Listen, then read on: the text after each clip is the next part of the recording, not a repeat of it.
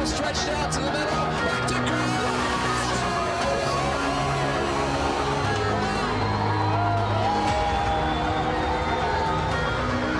Broke it up. There's a shot. They score! They score!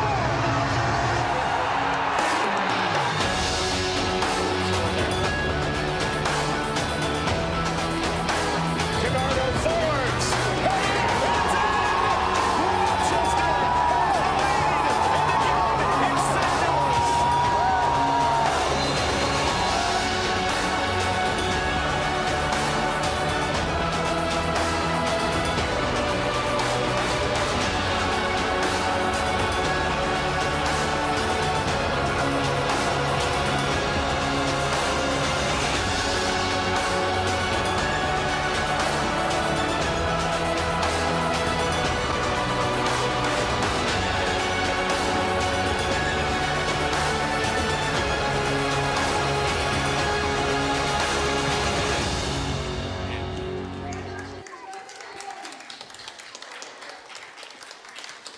Welcome to the campus of the University of British Columbia, David Sidhu Field here at Thunderbird Stadium, where this evening under sunny skies, it will be Vancouver Whitecaps FC 2 against Real Monarchs SLC for the second match in a row. Hello, I'm Brendan Batchelor alongside former Canadian international Mark Rogers, and back-to-back matches for these two sides. They played to a 2-2 draw last week, and it'll be really interesting to see the dynamic of the two teams as they come into this one again here tonight. It certainly will. Bearing in mind also that many of the Whitecaps FC2 players played midweek in the Canadian Championship. It'll be really interesting to see how they line up. Is there any real formation changes, and how they approach the game, bearing in mind they just played last weekend in the same location.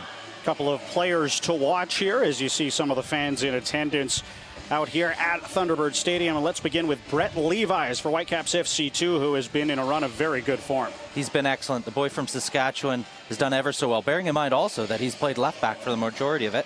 Carl Robinson with the MLS team is a big fan of his and wants to see him continue to provide type of discipline and service that he does here to Ben McKendry last week with a cracking goal. But he's excellent. He's very good in attacking areas. We'll see that today. He'll play further up the pitch. We've seen him often at left back this season. But this is the type of stuff that he can provide when he gets into those attacking areas. Fantastic layoff for McKendry, and he also started the move for Kyle Gregg's goal later on. Playing in more of an attacking role now, as you mentioned. He's moved his way up the park. At the other side of things for the Monarchs, it is the striker Ricardo Velasco and the captain who burned the Whitecaps twice in the 2-2 draw last week. He certainly did. We were wondering where he was. We'd highlighted him last week as well, Batch, and he certainly showed up in the second half. He scored just before half, and then he showed up and he scored that absolute cracker. And it got them back. They clawed back that 2-goal lead from the Whitecaps, and with 2 moments of real quality. And that's what he can provide. He opens his body ever so well there, and not a goalie in the world saving that.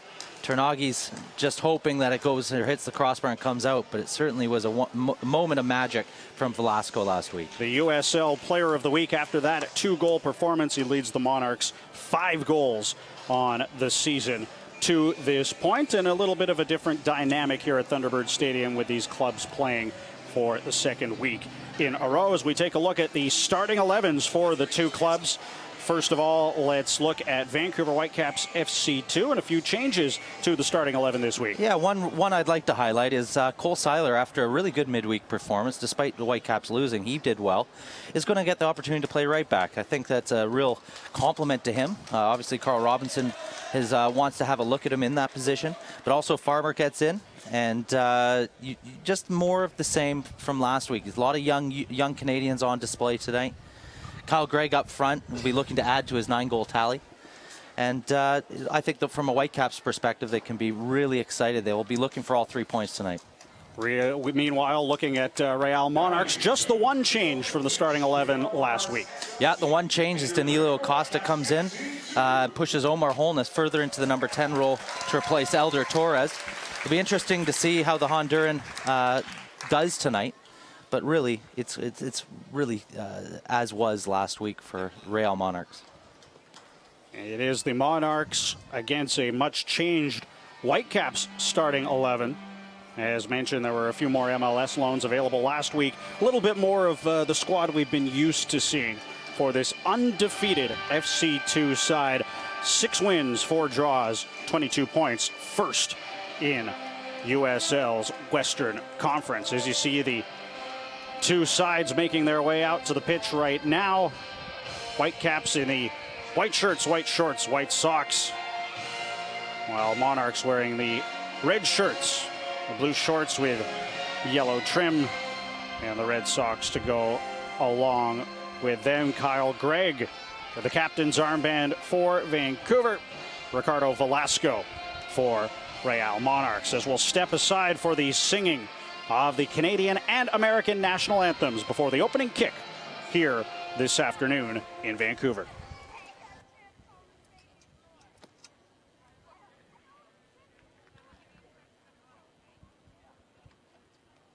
Now, ladies and gentlemen, it's time we ask you to please rise, remove your hats, and welcome Ariel Tuliao to the singing of the Star Spangled Banner and O Canada. Oh, say, can you see by the dawn's early light what so proudly we hailed at the twilight's last gleaming, whose broad stripes and bright stars through the perilous fight o'er the ramparts we watched were so gallantly streaming, and the rocket's red glare, the bombs bursting in air, gave proof through the night that our flag was still there. Oh, say, does that star-spangled banner yet wave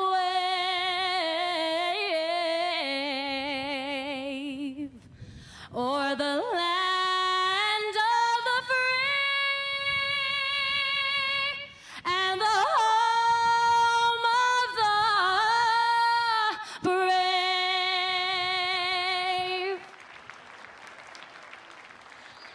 Please join me in singing the Canadian national anthem. Oh, Canada, Our home and native land, true patriot love, in all thy sons' command. With glowing hearts we see thee rise, the true north, strong and free.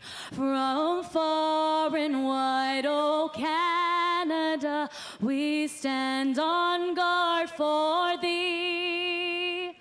God keep our land glorious and free. Oh Canada, we stand on guard for thee. Oh Canada, we stand on guard for thee. A couple of rousing renditions of the American and Canadian national anthems as we will get set to kick off in moments. The two teams shake hands, and it will be Vancouver Whitecaps FC2 and Real Monarchs SLC for the second consecutive week. We talked about a few of the changes for the Whitecaps, some similarities though as well. Marco Bustos back in the starting 11, Brett Levis, who he's talked about, and Sam Adekubi as well in the back four. Yeah, and Daniel Haber gets to come back into the team. He's provided a lot of good quality, not just starting, but off the bench as well. He'll be happy to get the start tonight. We mentioned Kyle Gregg. He'll be looking to add to his 9-goal tally. Sam Devitt, I think he's played every minute so far for the Whitecaps too, so he'll want to lead by example in the back four. Cole Seiler getting an opportunity with the first team midweek will motivate him as well. So it'll be interesting to see both teams lining up in a 4-2-3-1.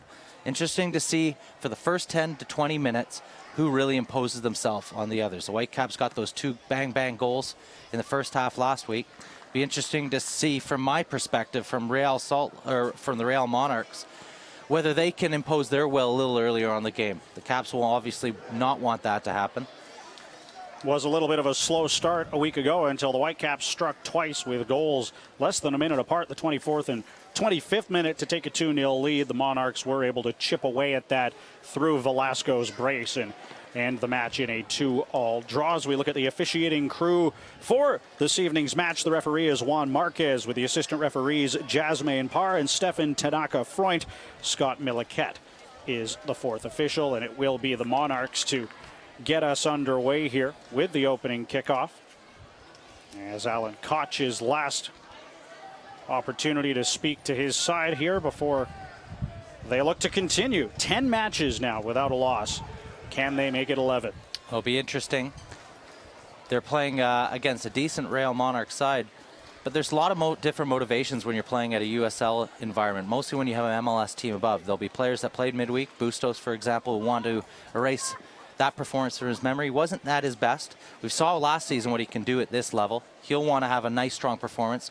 We know Carl Robinson and Gordon Forrest are down watching the game tonight, so he'll want to put in a decent performance, as well as players like Ben McKendry in the holding role. He had an opportunity this week as well, and want to just show that that performance against Ottawa midweek in the 2-0 loss was a blip, and not and get back right on track tonight and show how desperate they are to make an impression at this level and hope to get more opportunities at the MLS level. The second leg set for Wednesday night at BC Place in that Canadian Championship matchup. Ottawa Fury and Vancouver Whitecaps FC looking to overcome the 2-goal deficit from the first leg. And it will be interesting to see how many players who are on the park here tonight end up featuring in that match as well. I'm looking right now at Levi's and Atakubi batch, and those two linked up very well, especially in the first half last week. Both were key contributors to both the Whitecaps goals. So we're looking to see how they interact today. As the Monarchs begin the match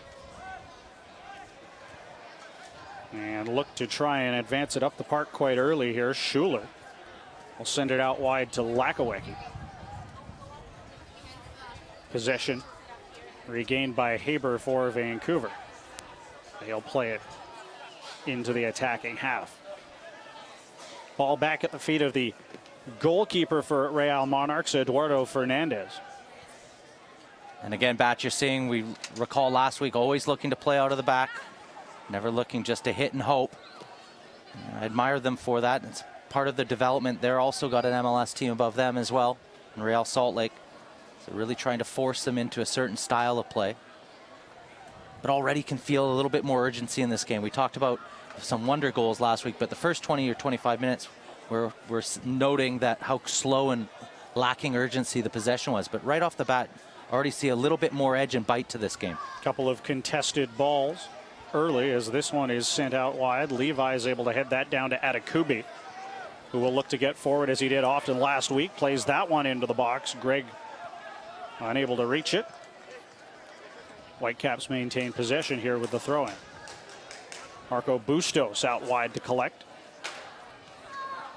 Concedes possession there, though. Atakubi trying to find it. Instead, it's played up to the halfway line, and Sim DeVitt will have to hustle back under pressure from Holness. DeVitt will retreat to Spencer Ritchie, the starting goalkeeper here this evening for Whitecaps FC2. Now McKendry lost the ball there. Holness getting forward out wide to Brody. Brody looking to cut in, gave it back to Holness. Farmer able to dispossess him, but didn't do a good job of clearing it. And the Monarchs may be able to get pressure back, although Levi's tracks back. Does a good job winning the throw-in. Both teams looking to pressure very high up the pitch.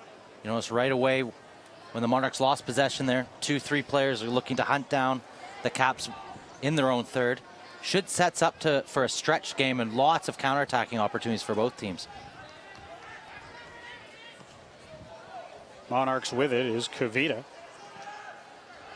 Plays it ahead. Dummy laid there by Holness. It was Frater receiving the ball, and now a foul will go against the Whitecaps, and the first set piece for Real Monarchs. Monarchs are moving the ball very, very quickly. Compared to last week, it's really glaring. There's a lot more urgency in their play. The Caps will have to match that urgency if they want to get any success tonight.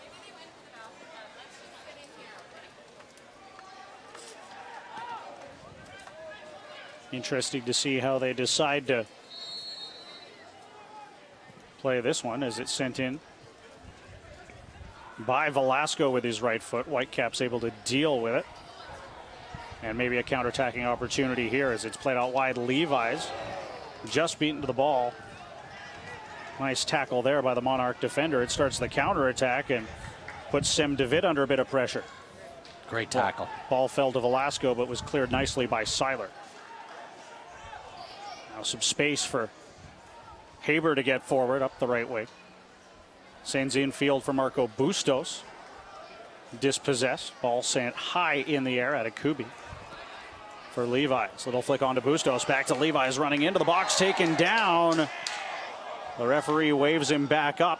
Play continues as Levi's took a tumble right at the edge of the area. Good start to the game. Both teams getting after each other.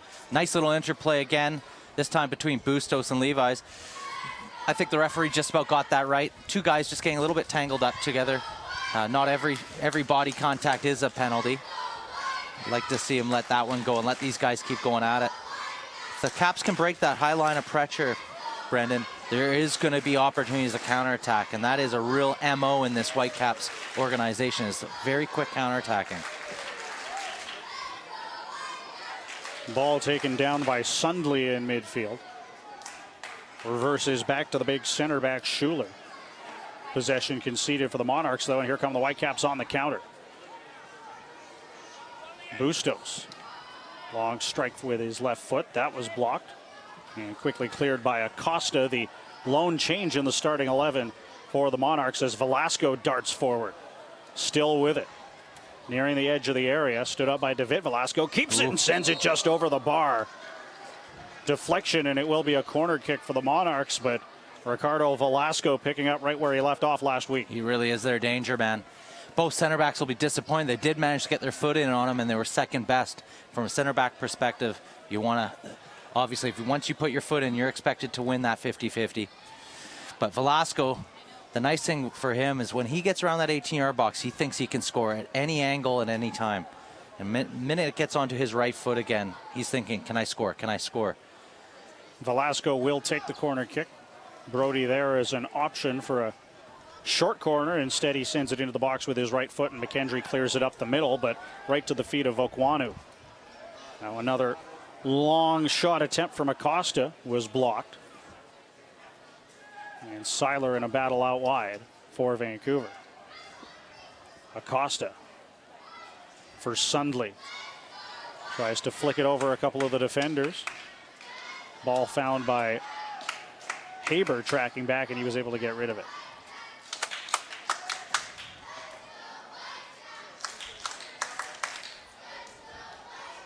Shadows starting to creep towards the edge of the pitch here in the early evening in Vancouver. Quite a warm day today here in the Lower Mainland. As Bustos with the foul there. And it's movie night tonight. It is indeed. I believe they're showing Kicking and Screaming, starring Will Ferrell. See a lot of kids here after the final whistle tonight. They'll be happy about that. Sundley gets away from McKendry. Middle of the park, step over there from Holness. Out wide, Velasco on his right foot, played it into the middle and cleared quickly by Vancouver. And you talk about the counterattacking opportunity, lots of space here as Levi's darts up the wing. Bustos finds him. Levi's attacking the box, left-footed strike, and a nice save there. Then the rebound as hustling in, looking to shovel that one into the back of goal was Marco Bustos. Instead, it was Fernandez who came up with the save. Well, we spoke about it. The Monarchs are sending a lot of bodies forward, and then once they lose possession, they're going to press right away. If you can bypass that pressure, there's going to be plenty of space to counterattack. Bustos does a good job of dropping off, getting on the ball, and starting the counterattack. Brett Levi's, as we know, doesn't need an invitation to try and score a goal. Not just space, but time as well, as it seemed like they had lots of opportunity there as Frater tries to bully his way through the Whitecaps back line. Now Seiler loses the ball. Ends up at the feet of Frater in the box. He can't get it through. And back there to clear is Farmer. All the way to midfield where Gregg was looking to sneak away from Schuler, but instead the Monarchs regain control. Now Seymour. Again to Brett Levis. They play pass and it ends up back at the feet of Adekubi. Farmer and DeVitt. Couple of blonde-haired lads in the center of defense. Yeah. As Farmer sends a long ball forward, Kyle Gregg in a foot race with the defender Kavita forces him to put it out of play. Kavita defends the right size there. Nice and strong. We know how willing Gregg is to chase those channels. Adekubi for Levi's trying to cut into the middle of the park. Lost possession. That'll trickle out of play, and Seymour will take it. It's interesting just having a watch of Cole Seiler, the right back position. The big adjustment when you move from center back to right back is you have to defend one-on-one in bigger spaces. And of course, when you're a center back, often the disadvantage for you is pace. And you saw a couple times ball worked out to wide areas. He's just sitting off a little bit. He just needs to get a little bit tighter and trust himself. Doesn't want to get skinned in behind. As Adekubi gets forward, he'll play this into the box. Maybe going for goal there, but sends it over the target. Saw a lot of that last week. Brent, what they love to do here with the Whitecaps is both wide players love to come narrow, thus providing an opportunity for the fullbacks to get into space. Sam Adekubi was just having a little look at him, taking a couple seconds, extra seconds to get up. But we saw that last week where Brett Levis loves to come a little bit narrow. Big channel for Sam Adekubi to get into. A little disappointed with himself probably that he didn't connect on the cross, but an excellent run by Sam. As the Monarchs again try to play out from the back, and you see the heavy pressure moving forward from the Whitecaps. It's success for the Whitecaps. They've a little bit unlucky there. Ball played forward. That was knocked down by Farmer. DeVitt getting stuck in there nicely, wins the ball. With their pressure, they'll be happy if they can result in a goalkeeper lobbing a ball up, but halfway into their own half. The onus then is to win the second ball and regain possession. Seems both teams may have to try and withstand that first surge of pressure, but if you can get in behind, then there could be opportunities in both directions. Yeah, we've seen the Whitecaps under pressure a couple times, play a little bit more direct, trying to find Kyle Gregg. He's called offside on that play. No success as of yet. Really, what they really would hope for is to bypass it with a nice, incisive pass into Bustos' feet. And we saw it earlier. If he can get on the ball and get turned, he's a dangerous player. Second half of last season for the Whitecaps, despite his age, he was far and away their best performer. You want to get back to that level of performance tonight, jumpstart his season.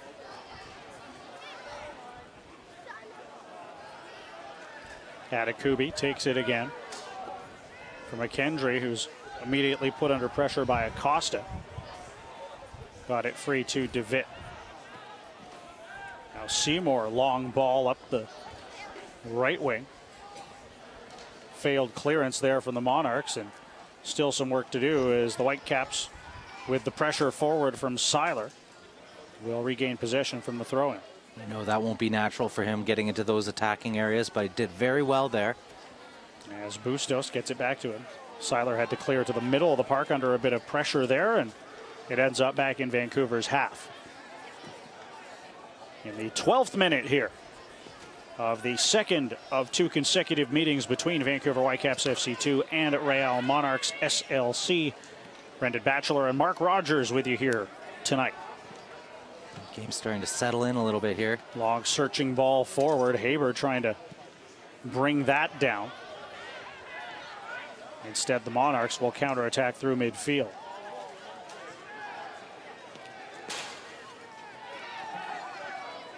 Center circle, ball played back to Okwanu. He'll have to leave for Kavita. Now it's Schuler. Out wide, ball was a little bit of trouble there for Lakawecki, goes out of play in Vancouver. Can try to work with possession for themselves.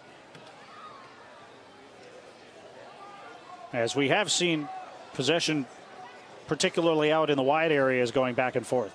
Yeah, I think both managers will be fairly happy with their start. You've seen the game sort of hit the first lull in the game. Both teams came out of the gates flying.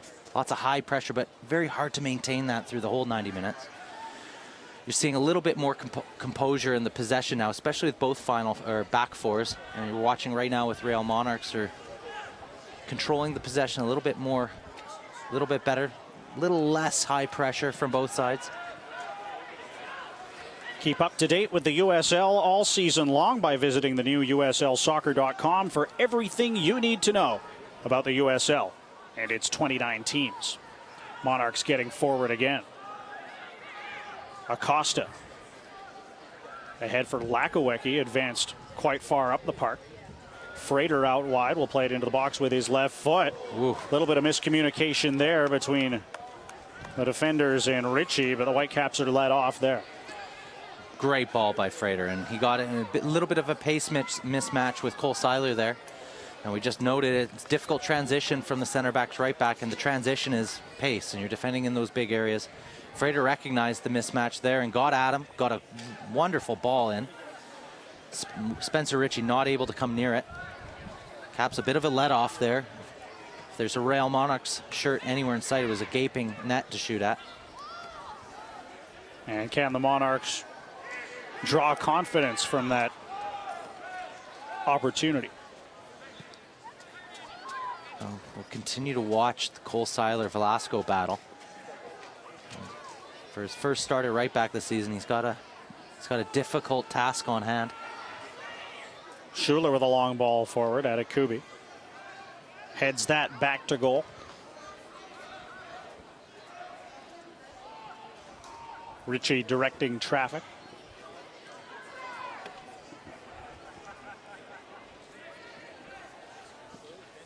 As Seymour plays a long ball forward. Little bit of a delayed run from Gregg. Unable to reach it, and it's cleared back by Schuler. Nice pattern, though, from the Whitecaps. Especially liked what Cole Seiler did there. The tendency, if you're not confident with your possession, is to play backwards again. But he didn't. He played forward right away. Sundley under a bit of pressure from Levi's. Reverse to Kavita. Now Schuler to Lakawecki.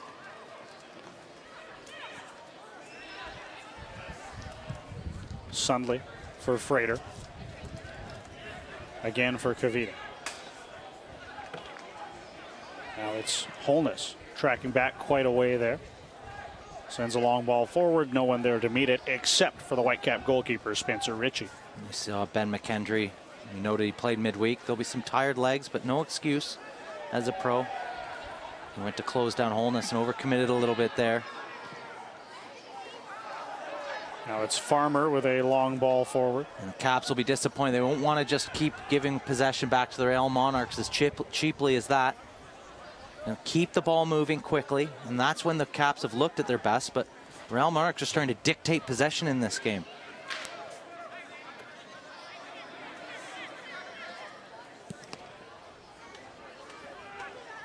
Schuler takes the ball from Sundley. Long left-footed ball headed down by Seiler for Vancouver. Ben McKendry. Nice ball in behind. Running onto that is Haber. Gregg running to catch up. Haber plays it in right to the foot of Kyle Gregg, and a vital block there from Kavita for the corner kick, but the best attacking movement of the early match here for Vancouver. Great move, and Ben McKendry, what a wonderful ball in behind to find Daniel Haber. Daniel Haber does everything right, pulls it back, spots the run of Kyle Gregg, but what a nice moment of defending by Kavita. Nice and strong, gets a good clean block on it. We've seen Kyle Gregg score a lot of those, the similar type of shot during the early parts of this season.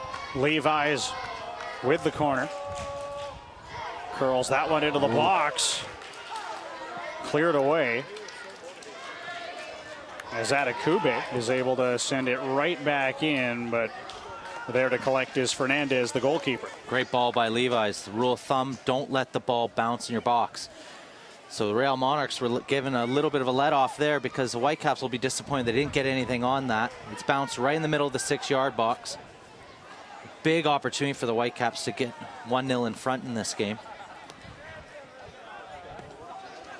You're seeing them sit off a little bit now, the Whitecaps. Conceding a bit of possession to keep compact. They don't want to get too stretched. The Royal Monarchs have had a little bit of success playing through them so far. Farmer with it again. Advances the ball to Seymour. Seymour looks to his left. Another long ball. There have been quite a few of those, and Gregg's pressure nearly forced Kavita to give him the ball. Instead, he's able to hold on to it. Kyle Gregg's a willing worker, but he will run out of gas if he has to continue to make 40-yard channel runs over and over again. That can't just be the only ball they look for from Whitecaps' perspective. Be interesting to see. Vancouver used all 5 of their available substitutions last week. Whether, as you mentioned, with some tired legs from the midweek Canadian Championship clash with Ottawa, whether Alan Koch is forced to do the same this time around. Well, I know that Alan Koch and Carl will have had discussions on what kind of pattern they'll want to see and who gets so many minutes. Atakubi forward. Drops off for Levi's. He'll find Seymour back at the edge of the center circle. Now Atakubi on his left foot sent it forward. Levi's runs onto that nicely. What can he create from the wide area here? Forced to play it back to Seymour. Infield for Ben McKendry. Tried a little bit of a give and go there with Levi's. That didn't work. McKendry relentless in trying to regain possession, but the ball goes off him and out of play. Yeah, a little bit of sloppiness there from Ben. And he's trying to be cute with a little back heel. Instead, keep it simple, keep possession. Secure the ball, especially when you get into that final third. That's where everything has to speed up a little bit if you're gonna hope to create any goal-scoring opportunities. Should mention as well for Vancouver, 15-year-old Alphonso Davies not in the side. He did play. He did. In that match against Ottawa, the Canadian Championship on Wednesday, and not available for selection for Alan Koch here today. I watched him train again this week after the game. It's a hungry young man. I know he certainly doesn't play like a 15-year-old. As was evidenced by one particular confident run he made last week against the Monarchs, where he found his way through 3 or 4 defenders. As the Whitecaps send yet another long ball forward that will result in a goal kick in the 21st minute of this scoreless match early on. Vancouver Whitecaps FC2 and Real Monarchs SLC. Again, the Whitecaps sitting off on the goal kick. Maybe this a signal of a little bit of tiredness in their legs, but also could be a tactical adjustment by Alan Koch. Starting to get a little bit of concern that they're getting bypassed and played through.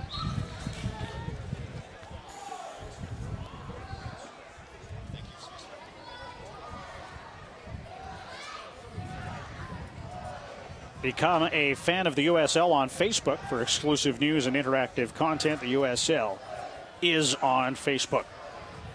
As the Monarchs will look to take advantage of the free kick opportunity. Long ball bounces in the box right to Ritchie, who will collect.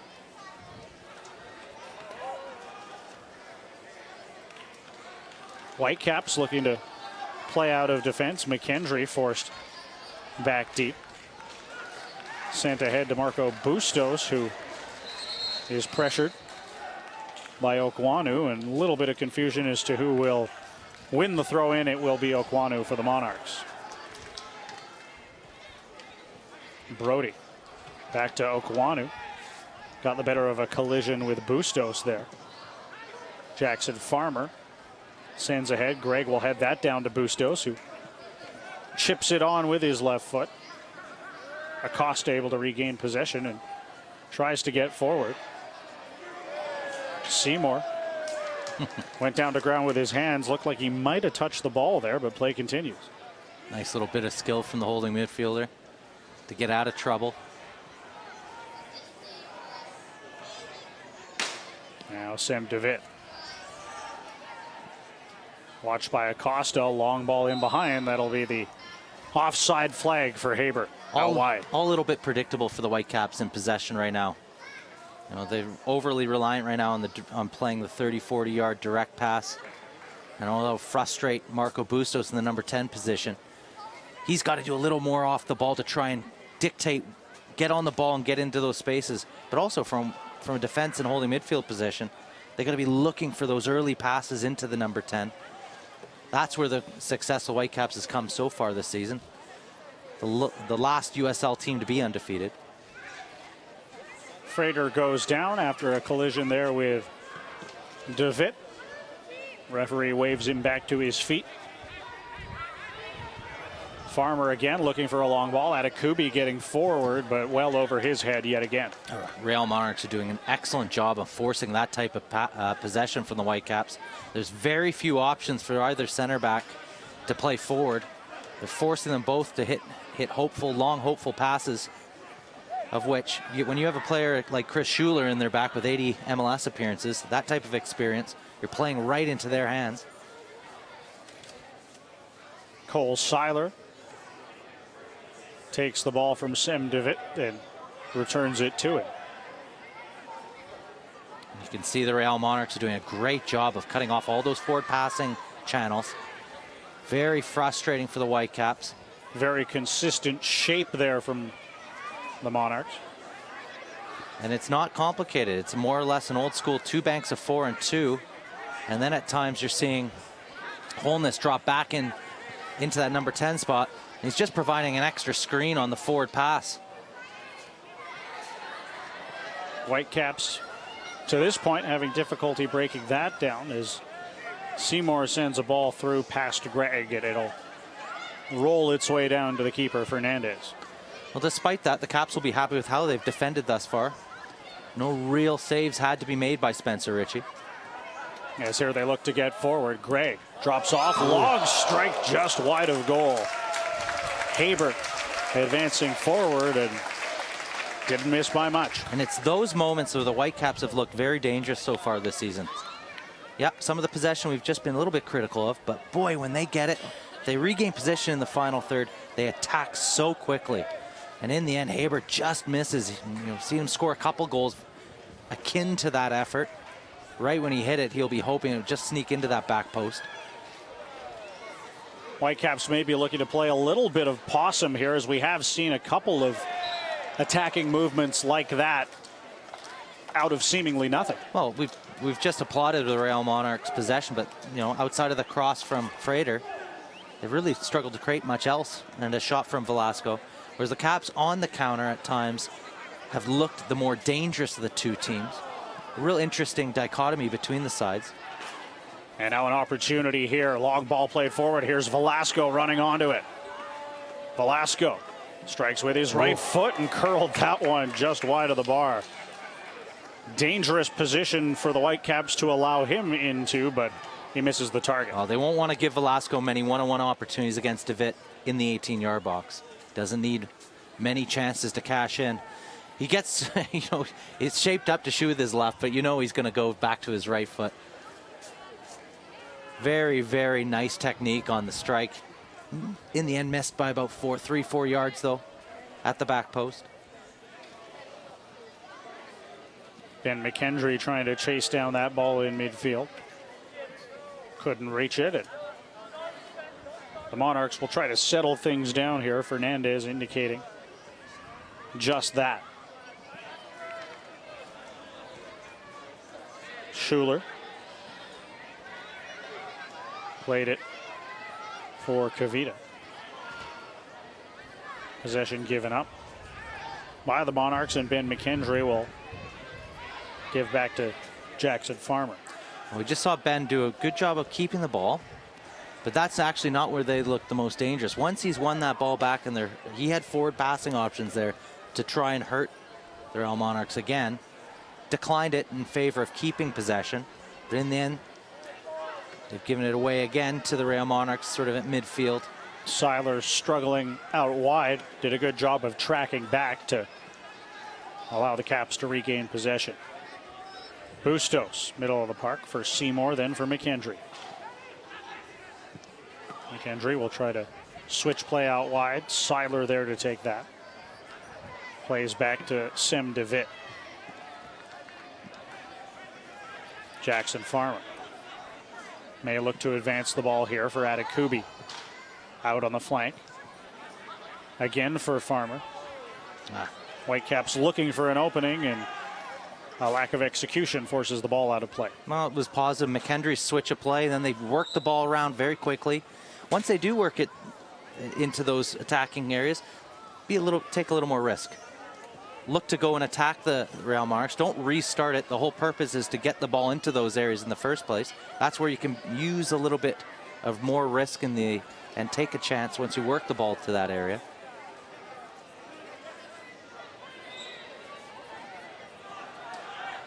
Foul goes against the Whitecaps, allowing Okwanu to play it back for Kavita, and then for Schuler.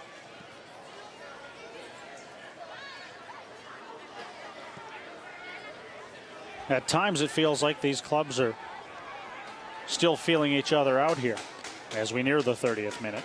It does.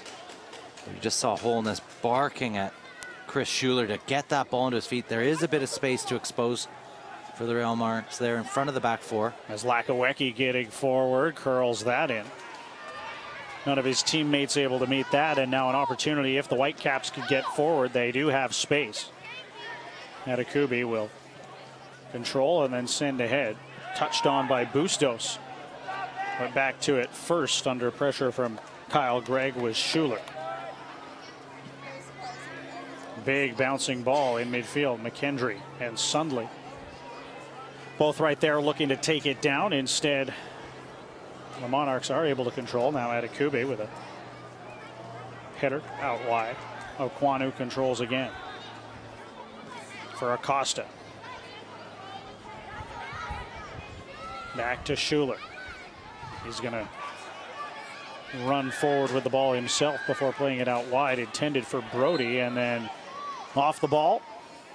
Levi's taken down, and the Whitecaps will have the free kick. Both teams really struggling over the last number of minutes to break each other down. Becoming a little bit reliant on sort of hit and hope balls.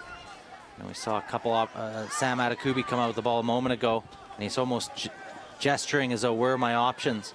So it's easy to often blame the player in possession, but it really is the movement off the ball. It has to be quick, has to be early.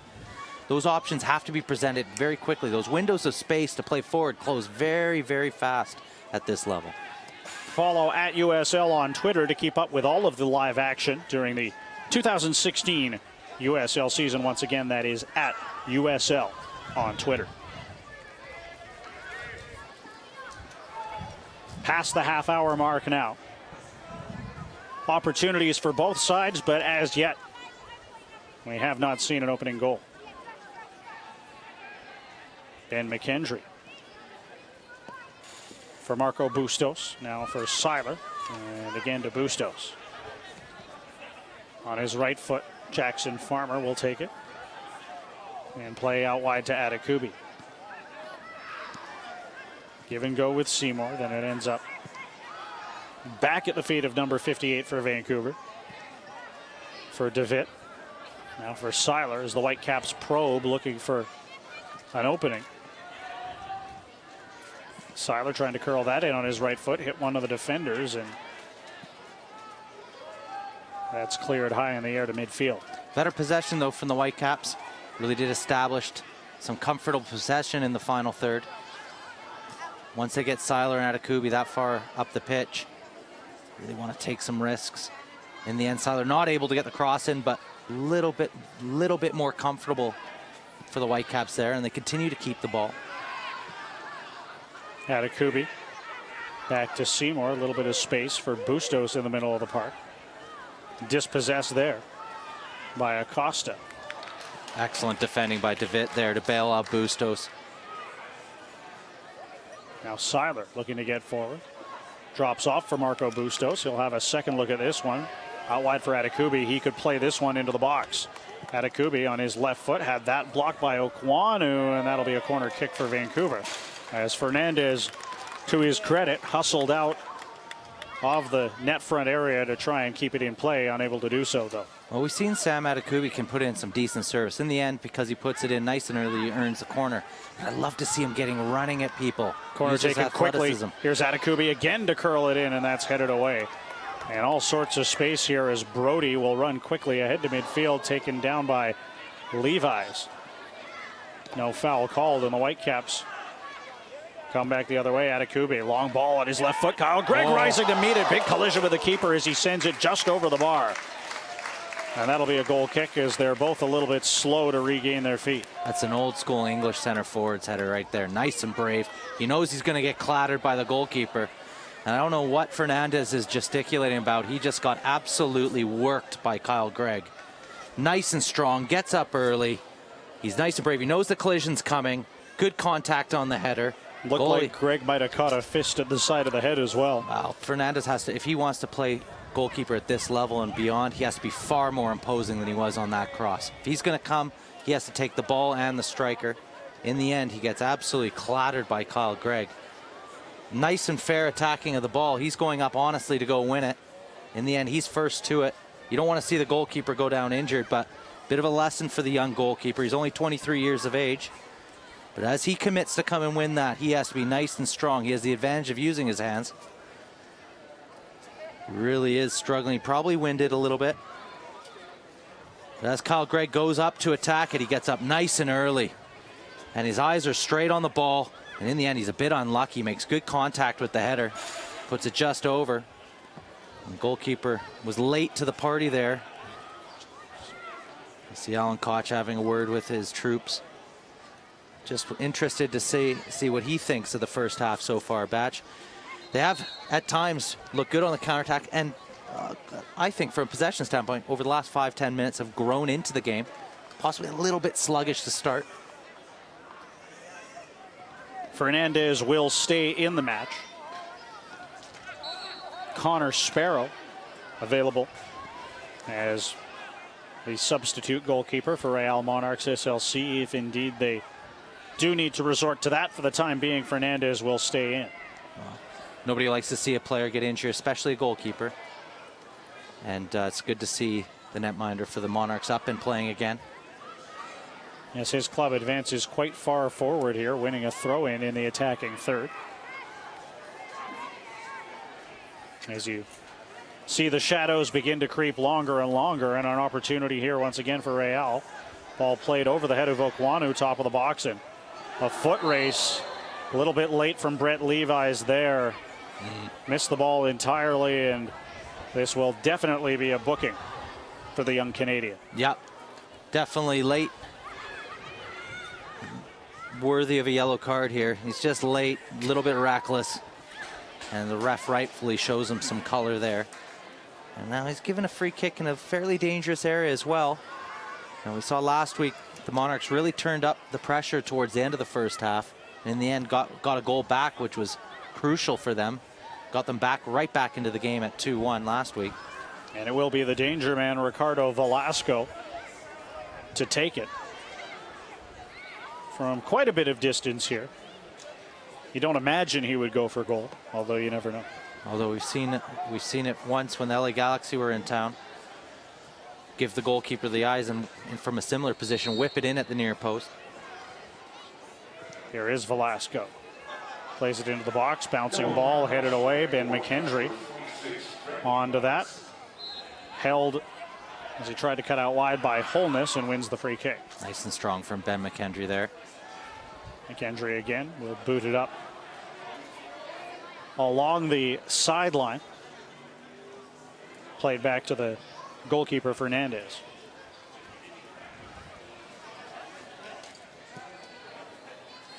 Join Whitecaps FC2 back at Thunderbird Stadium next Sunday, June 12th. For Bark at the Bird, watch the Caps host Swope Park Rangers. And bring your dog with you. For more information, visit whitecapsfc2.com.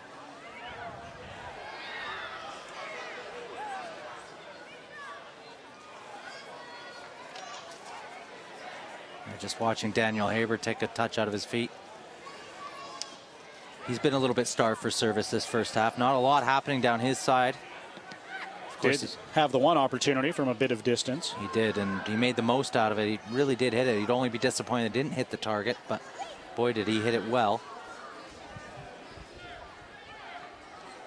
One of those moments we've talked about for Vancouver where they were able to generate opportunities out of what seemed to be nothing in the buildup.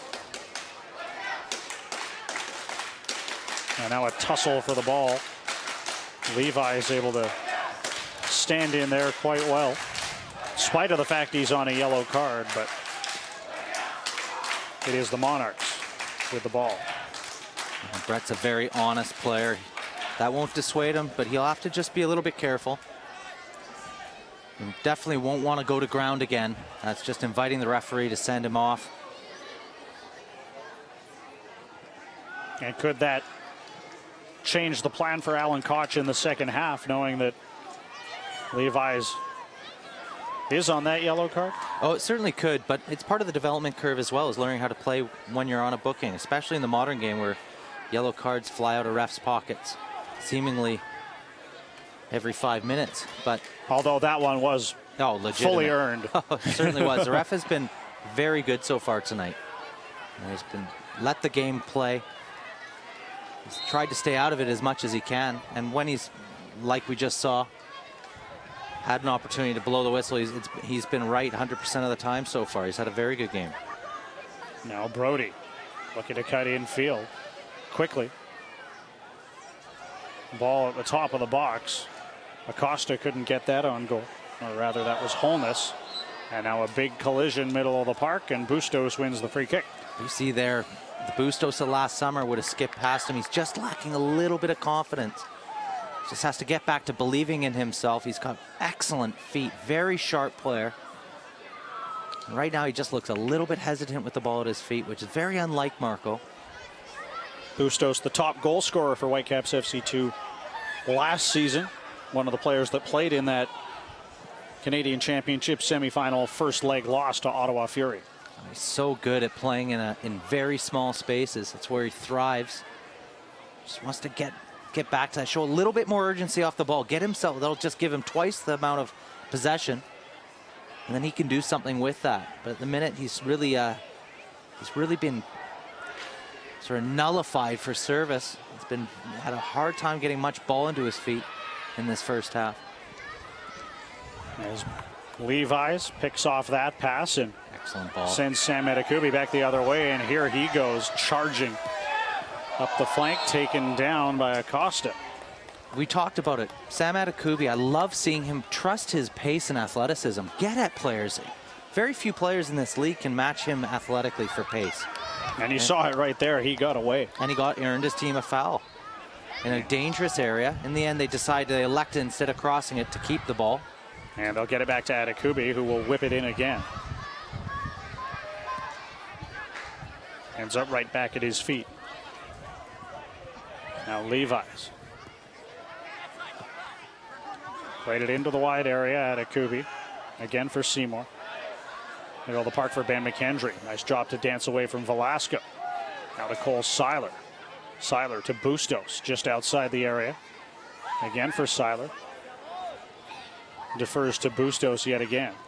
As that ball bounces in the box, Levi's looking to find it and wins the corner kick. Very good from Bustos there. He pulled off. Everybody went to looking to attack the cross, and Seiler pulls off, gets the ball to feet. And that was a glimpse of what he can do with the ball at his feet. Nice little dangerous ball into the 18-yard box. Just doesn't quite connect with the run of Levi's. But in the end, they get a corner out of it. Here in the 42nd minute, and a chance to snatch a goal here late in the first half, as that's a high ball played into the box. Seymour knocks it down. Frater looking for it. Instead, it's sent over the bar by Haber, who did a great job to win that ball in traffic, but skies it over the target. Yeah, a little bit of a different look off that set piece. They elected to go long. A little bit of an overhit corner kick that time, but second ball, Daniel Haber was first to it. Just not able to, the ball wasn't able to drop enough for him to get it on target. Good chance for the Whitecaps. And you see them now pressing up higher up the pitch again. Fernandez, for the first time in 2 games, elects just to play it deep off his own goal kick, not wanting to risk anything this late in the first half. Fernandez sends that back into play. Farmer heads it down for Vancouver. Kyle Gregg back deep to settle things down for Cole Seiler. Seiler plays the ball through, just out of the reach of Haber. And Frater can begin the attacking movement for the Monarchs. Now it's Holness out wide for Velasco as he runs forward towards Seiler. Velasco played it to Lakawecki, who darted forward, wasn't able to keep that in play though. Both teams will be hopeful of scoring just before halftime. It really does change the complexion of a game. Much more positive from Max Lakawecki out on that left flank, playing the left back role, and he got forward and has got forward a lot more this week than we saw last week. Certainly his ventures forward last week were few and far between. Good shout, Brendan. He is really linking up and getting forward, and in the end is providing a problem for Cole Seiler to solve. You know, having to deal with him and Velasco in that space is going to be a challenge. And could that be part of the game plan for Freddie Juarez, knowing that Seiler is making his first start in that role and trying to pressure him and see what he's made of a little bit out wide? Absolutely, and the double whammy of that then is Daniel Haber has to track the run. So when the Whitecaps win possession, he's one less player to play forward to, because he's in such a withdrawn position. So it's something that Alan Kosh will want to address at halftime for sure.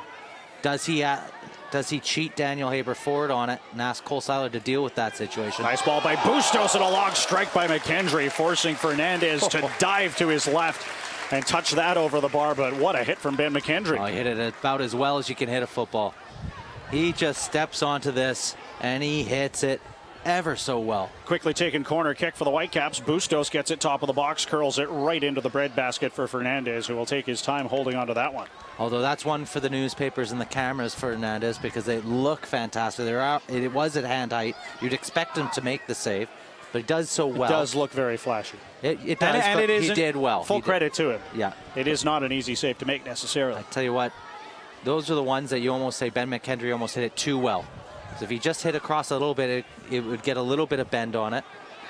As the Monarchs move forward. Ball played to Okwanu, who lost his footing. We will have 2 minutes of added time to end the opening half, with the Monarchs asking questions of the Whitecaps. Velasco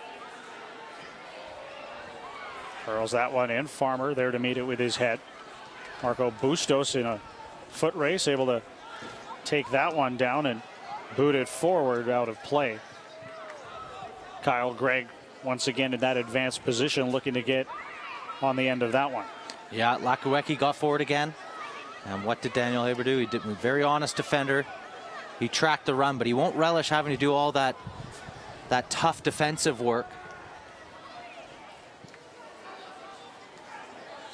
Frater taken down by Farmer, and pretty good opportunity here late with a free kick in a decent position for the Monarchs. Well, not much in that one. We just applauded the ref.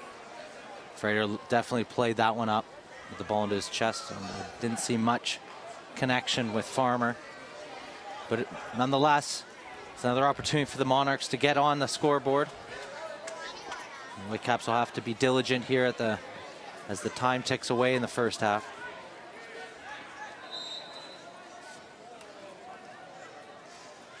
It will be Velasco.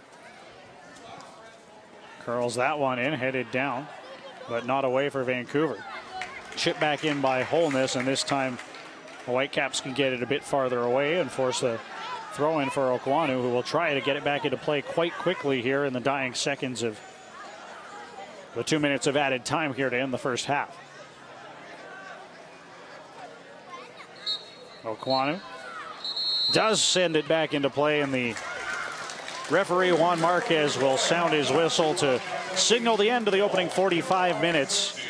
Scoreless through the first half, but opportunities for both sides, Mark. There were some decent opportunities, but not glaring opportunities. Both teams had worked the ball well into areas of threat. But I think the 0-0 score is a fair reflection on the game so far. Although Real Monarchs for the first half of the first half carried sway with their possession, really did struggle to really challenge Spencer Ritchie in the Whitecaps goal. Whereas on the opposite side, you think back to the Kyle Gregg header on Fernandez and the Fernandez save on McKendry. And really that was about it for the Whitecaps attacking-wise. I think 0-0 is a fair reflection on the first half. They're both positive. I actually felt the way they came out of the gates, despite the scoreline last week, was a little bit sharper and than it was last week. So I think both managers will be happy with what he saw from their team. 0-0 draw after the first half here at UBC's Thunderbird Stadium. We'll be back with the first half highlights and a look at the stats for the opening 45 minutes as well in just a moment. Again, Vancouver Whitecaps FC 2, Real Monarchs SLC scoreless at halftime. Who participated in our Soccer Express.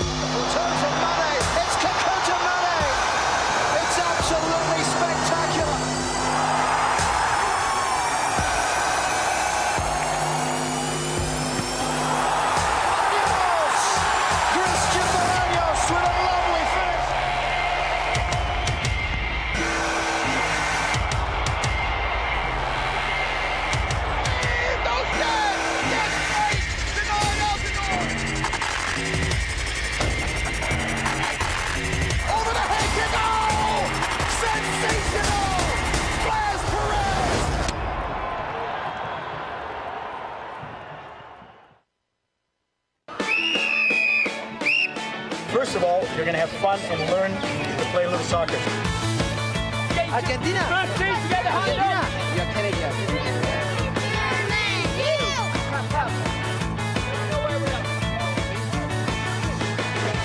This is just fun watching the kids with their eyes wide open, watching these players. Big heroes to our kids, so it's just a wonderful night.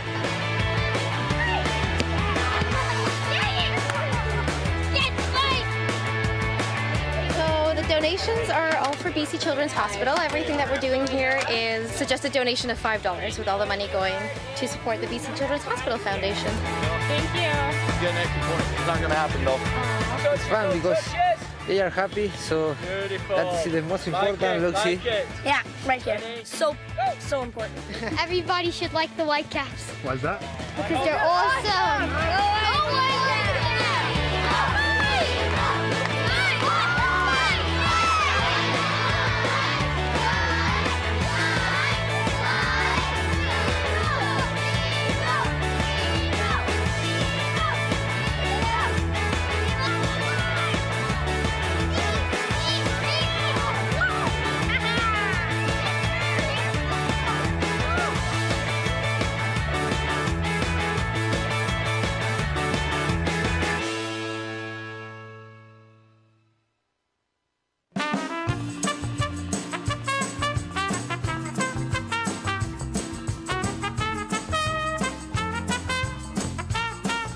Think about it.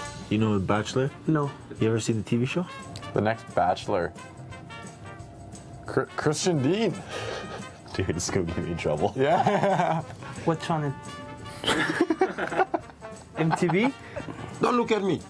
See, they want to put me in trouble. I left my ring home, baby. You know me. I still love you. I didn't even look at you. This is the new Bachelor right here. Kokuda. You're looking at Gambia's next Bachelor, Mr. Kekuta Solomon Bandi Mane. Yeah. So like, you ever seen? Oh, do you accept this rose? They give the flower, and the girl say, "Oh yeah, I accept this rose." No. I'll show you, man. I'll show you. Yeah, no, it's good. It's a good show. If you are between 21 and 45, you know, just give a call. I bet you someone else just said Kokuda. Yeah. Everything he said is wrong. Even my name, he said it wrong. So Why? Your name is Solomon Bandi. One guy, all the girls, and he chooses one girl. Ben McHenry. Ben McHenry? Ben McHenry would be a great... Some of the younger guys. Yeah, I'd say Ben. I'll show you. Maybe in Spain I look at this program, but I'm not sure. So who we picking? Does it have to be a single guy? Doesn't have to be. What do you mean doesn't have to? What kind of problem? You want to bring people in problem? You see, don't answer that. That's the reporters. You're trying to bring married people into trouble, man. I'm not gonna pick a married. So pick yourself. I'm not gonna pick a married guy. You. It's done. I don't want to be the bachelor. You're gonna be the bachelor. No chance. He is the bachelor. It's either him or Bustos. I don't know about you, but I think I'd pull it off. Bustos. I'd be a good bachelor. A few people have said that actually. Hey, yeah, boy. I'd be a good I'd bachelor. watch that show for sure. I'd watch my own show, man. no Bustos. Busty? No, not Bustos. If I have to pick, it doesn't matter who's single or not, I will pick Rossi. I think the girls would probably love him would be Christian Dean. No, not Diener. Come on.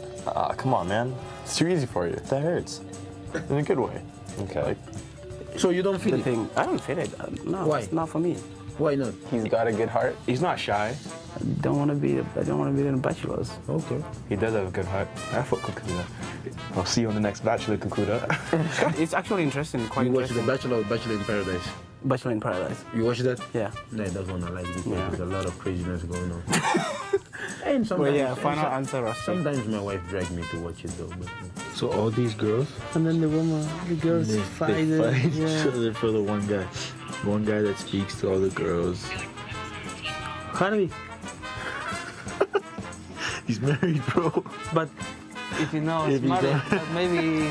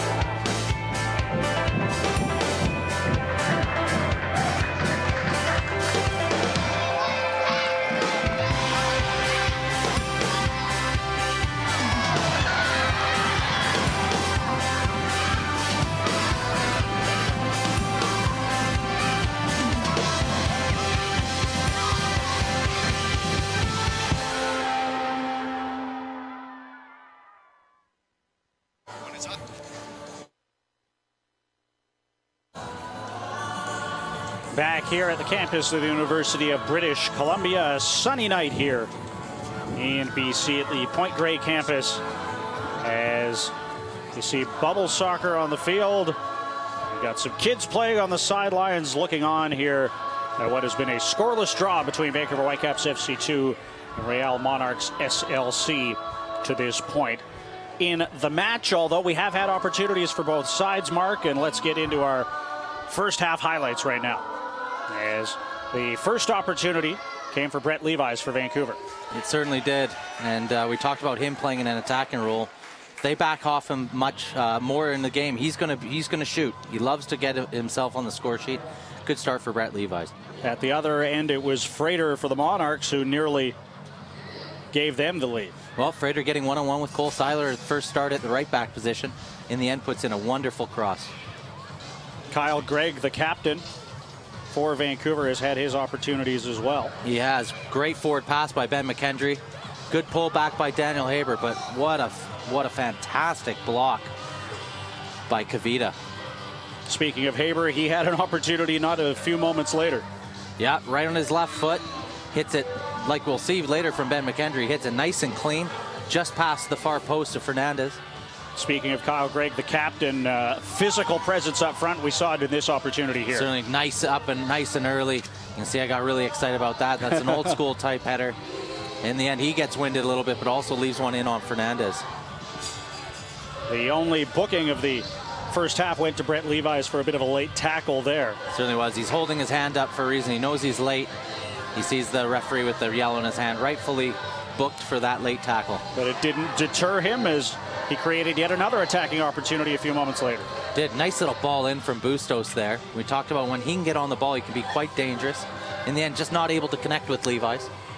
And one of the better chances came in the late stages of the first half, and it was Ben McKendry from distance. And he hits this ever so well. And it's nice clean save by Fernandez. One for the cameras for sure, but an excellent straight from Ben McKendry. So the opportunities, you would lean were more heavily in the Whitecaps' favor, although it does stay scoreless through 45 minutes as we will look at the first half match stats. And you see the tail of the tape there. 8 shots, 3 on target for Vancouver. None on target as of yet for the Monarchs. No, the Caps have done a good job, despite some of the Real Monarchs' possession, nullifying glaring chances. And from a Real Monarchs perspective, they'll be quite happy. You know, a lot of those highlights you're seeing are strikes from quite a ways out, strikes from distance. Outside of the Kyle Gregg header, Caps have been a little bit starved of any real goal opportunity from within the 18-yard box. Both teams, it's funny, when you play this close together, 2 games close together, you do find out a lot about the opponent. And I think although both teams have come out with the right intent, the game has largely been nullified by whether it's by the coaches or by the players on the pitch, recognizing where each other is dangerous. So if you're Alan Koch, what needs to change for Vancouver to break through and get the opening goal here in the second half? Just recognition. When they win the ball back, especially in their own half, at times we've seen them decline the offer to go forward. When they have done so and bypass that line of pressure, they've looked very dangerous. And that's where many of those type of highlights have occurred. The Real Monarchs have done a good job of forcing the Caps backwards and sideways. But also, they've done a very good job of dissuading those forward passes by closing those windows of space in midfield, making it very hard for the Whitecaps to play quickly forward. Once they win it back, that's when the opportunity to play forwards presents itself, because that's when the opponent is the most stretched, because they're in a more of an attacking formation. Caps can recognize it quickly. They can take advantage of that. One of the things we identified off the top was Cole Seiler making his debut out wide in the right back position, and how he was going to deal with Ricardo Velasco, the danger man for the Monarchs. So through 45 minutes, what sort of a grade do you give Cole Seiler for his performance? I think if you could give him a grade, you'd give him a B. I think he's been okay. It's never easy to make that type of transition at this level, and I think Cole Seiler has been his usual steady self. Outside of one time where he was beaten just for pace, not for bad defending by Frater, he's looked all right. Velasco's had a couple moments, but largely been anonymous in the first half. We know how dangerous he can be, though, from last week. But I think Cole Seiler will be fairly pleased with his first half. Nice, steady performance. Even saw him get down the line a few times in attack, which shows a lot of confidence from the young man.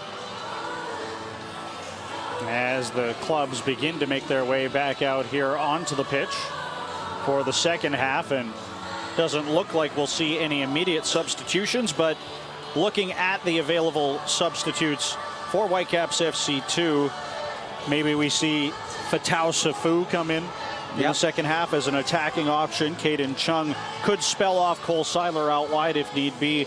Thomas Gardner in the center of the park. Just a few of the options there for Alan Koch. I think you've nailed it. You look also at Baldissimo. He's had plenty of minutes so far this season. You could see him coming in for Ben McKendry, who played midweek, and spelling him off in the middle of the park. They do have options on the bench, and all those options have provided good, solid USL minutes so far this season. Fatau is definitely the one that we highlight because he does provide some offensive punch. And you'd like to think that at some stage he'll get a little bit of a run out here tonight.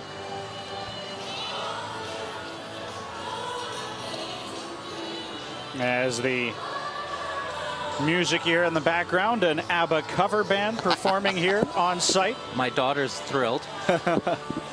While she goes and plays in a 20v20 game in a 18-yard box area.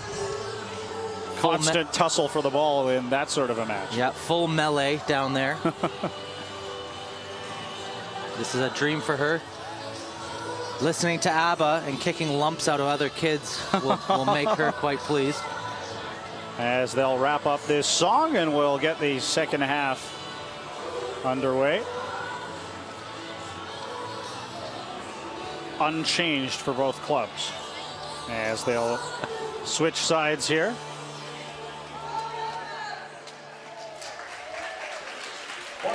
And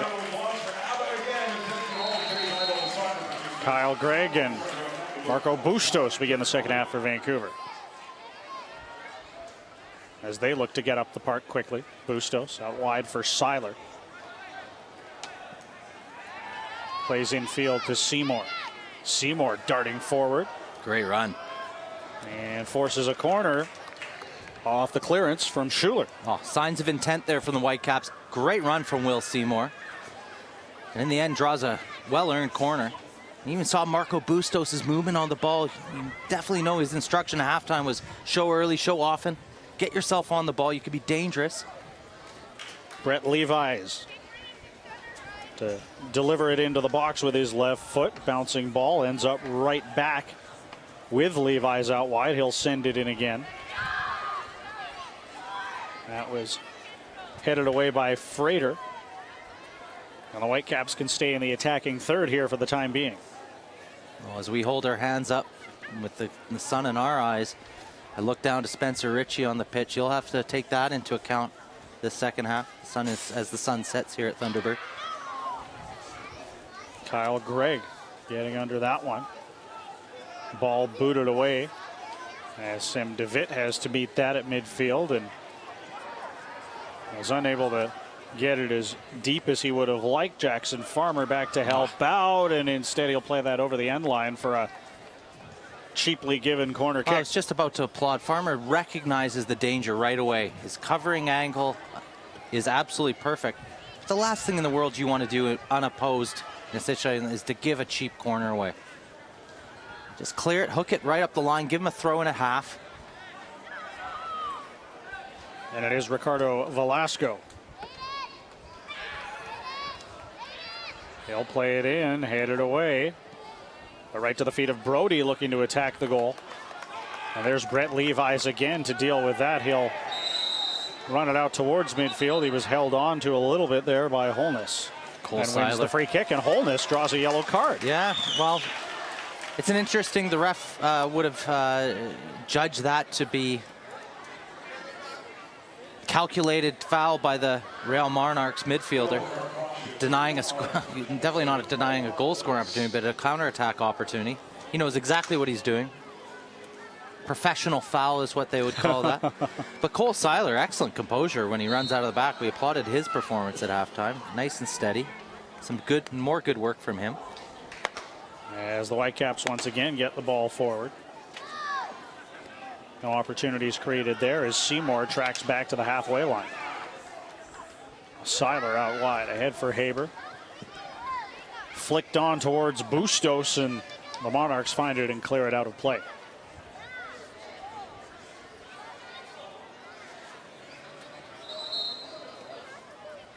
Seiler will be asked to move back a couple of paces, and yet again will have to retreat under the watchful eye of referee Juan Marquez.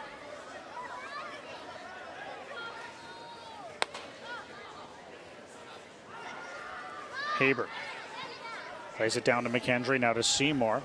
High ball. Crossfield to Adekube, who couldn't deal with it, and now here's a chance for the Monarchs to get forward. Brody in the middle of the park. Taken down by Seymour.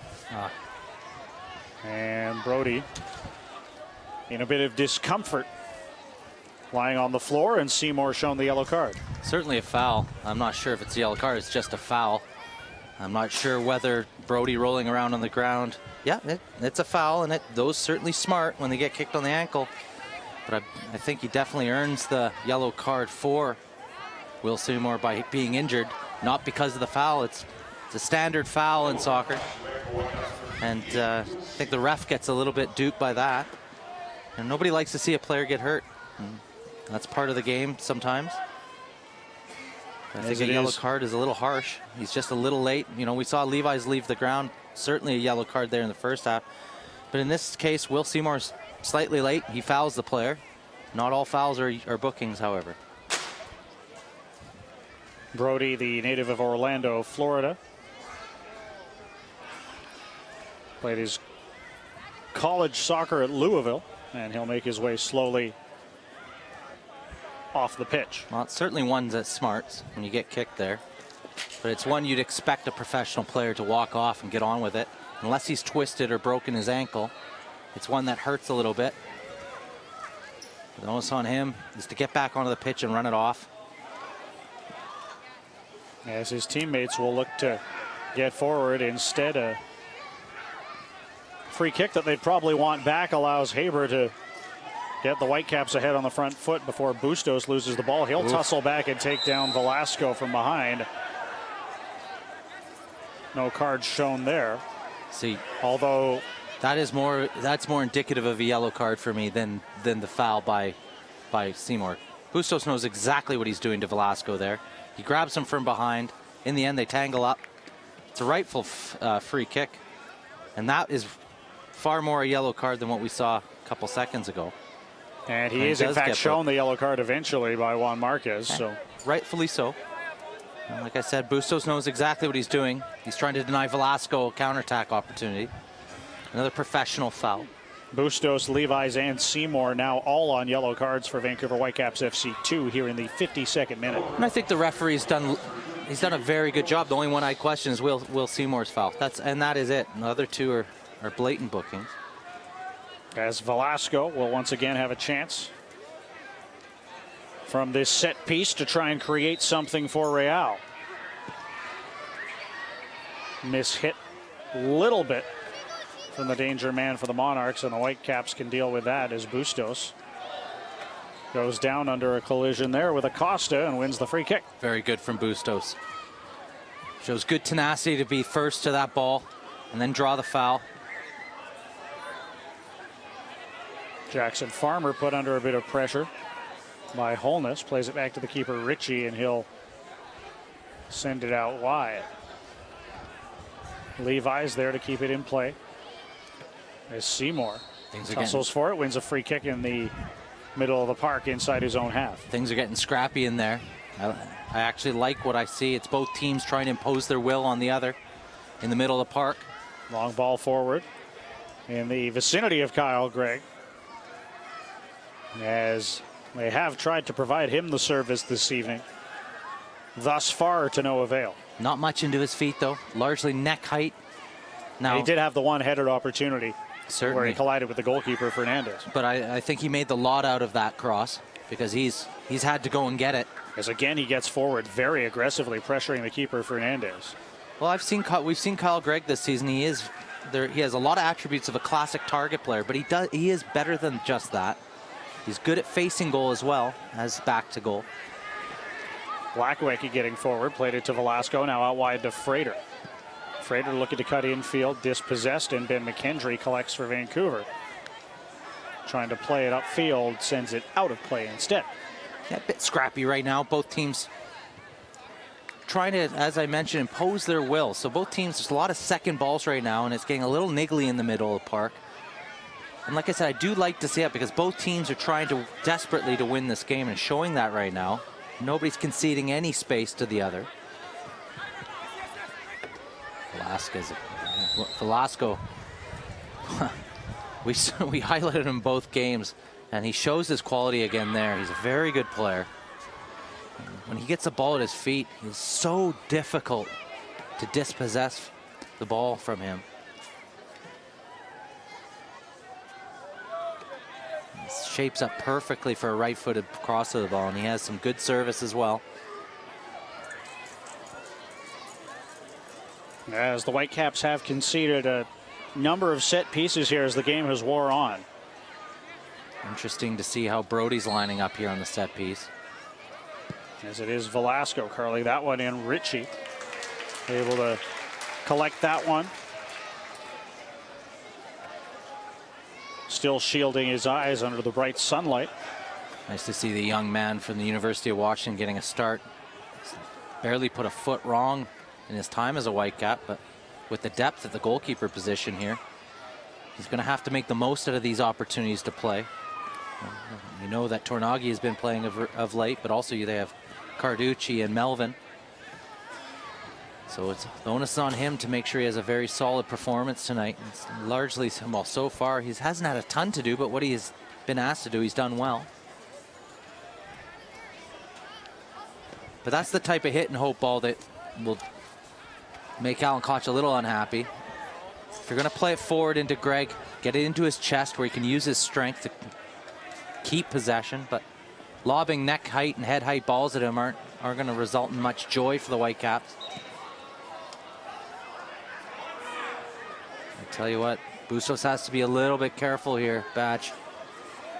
You know, he's on a booking now. You can see the easy possession there. And you can see Velasco begging the referee to get him off. It would have been very harsh. I think the referee rightly doesn't book him twice. But he'll have to be wary of any diving in now. Bit of a warning for him there.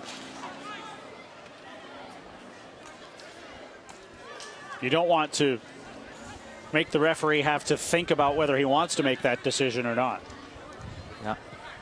As Lakawecki curls that one in just over the head of Frater. Levi's out wide, pressured by Okwanu. Protecting the ball, but loses the throw-in. Again, we spoke about Haber and Levi's being forced to defend in their own third a lot tonight, with both fullbacks of the Real Monarchs getting forward well. As now an opportunity, Frater darting into the box. Left-footed strike was blocked away, and now the counter-attack is on for the Whitecaps. Darting forward was McKendry, mishit the ball that he was looking to play through to Kyle Gregg, and it ends up back with the keeper Fernandez. Once again, pressure up the park from Vancouver. Yeah, you see Ben McKendry trying to lead by example there, just trying to give the Whitecaps a little left, give him a little boost of energy. Like what I see from the Vancouver boy. Just that good moment where he's just trying to give the jump start to his teammates here.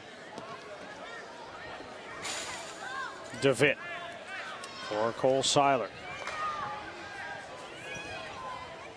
Now DeVitt again out wide for Farmer to Adekubi. Quickly touched on to Levi's. Another long ball from Farmer. Adekubi getting forward.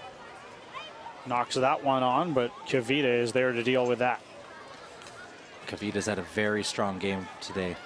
That block in the first half was fantastic. No room for error there. Positioning has been very solid as well. Adekubi again looking to get forward out wide. Levi's there in support as he'll play it all the way back to the keeper under a bit of pressure. That'll be disappointing, Alan Koch. You could see his body language there on the sideline. They had possession in the opposition's third. It's resulted in getting all the way back to Spencer Ritchie. Long searching ball intended for Levi's, who collides with one of the Monarch defenders, and Levi's on a yellow as well. Has a long conversation with referee Juan Marquez, but I don't think he'll be shown the second yellow. Well, we just saw a little highlight of Alan Koch. You have to wonder if he'll be thinking about making a couple substitutions as we get to the 60th minute, and does he make substitution for some of these guys on bookings? You know, we just saw, is he living dangerously and on borrowed time with players like Levi? Now, of course, that's not a yellow card, and the referee rightly doesn't book him.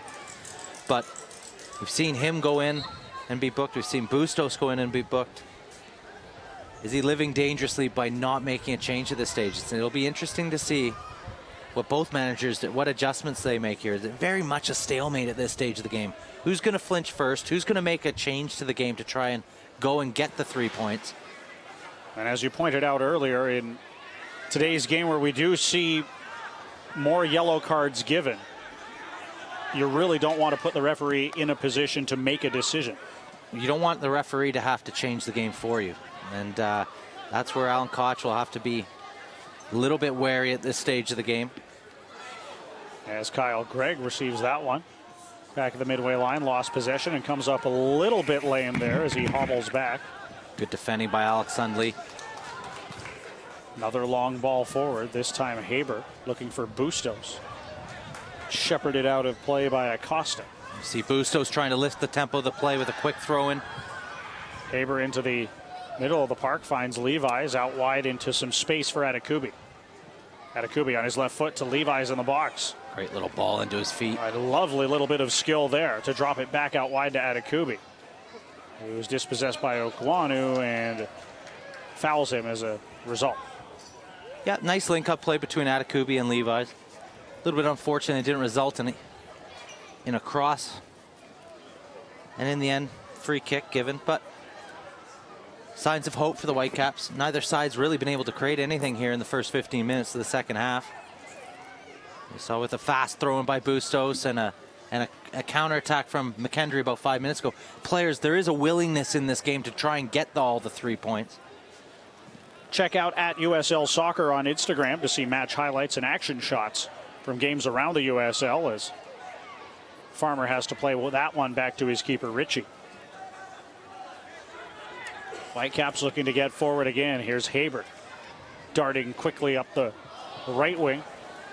Concedes possession cheaply, though, and now Siler's caught deep, and here's the counterattack. Through the middle of the park is Holness, a long strike. Ritchie couldn't get to it. It went wide of the bar as well, though. Well, that's about the best case scenario from a defensive standpoint. DeWitt and Farmer did an excellent job of forcing Holness into a long-range effort, of which he dragged it a little bit wide.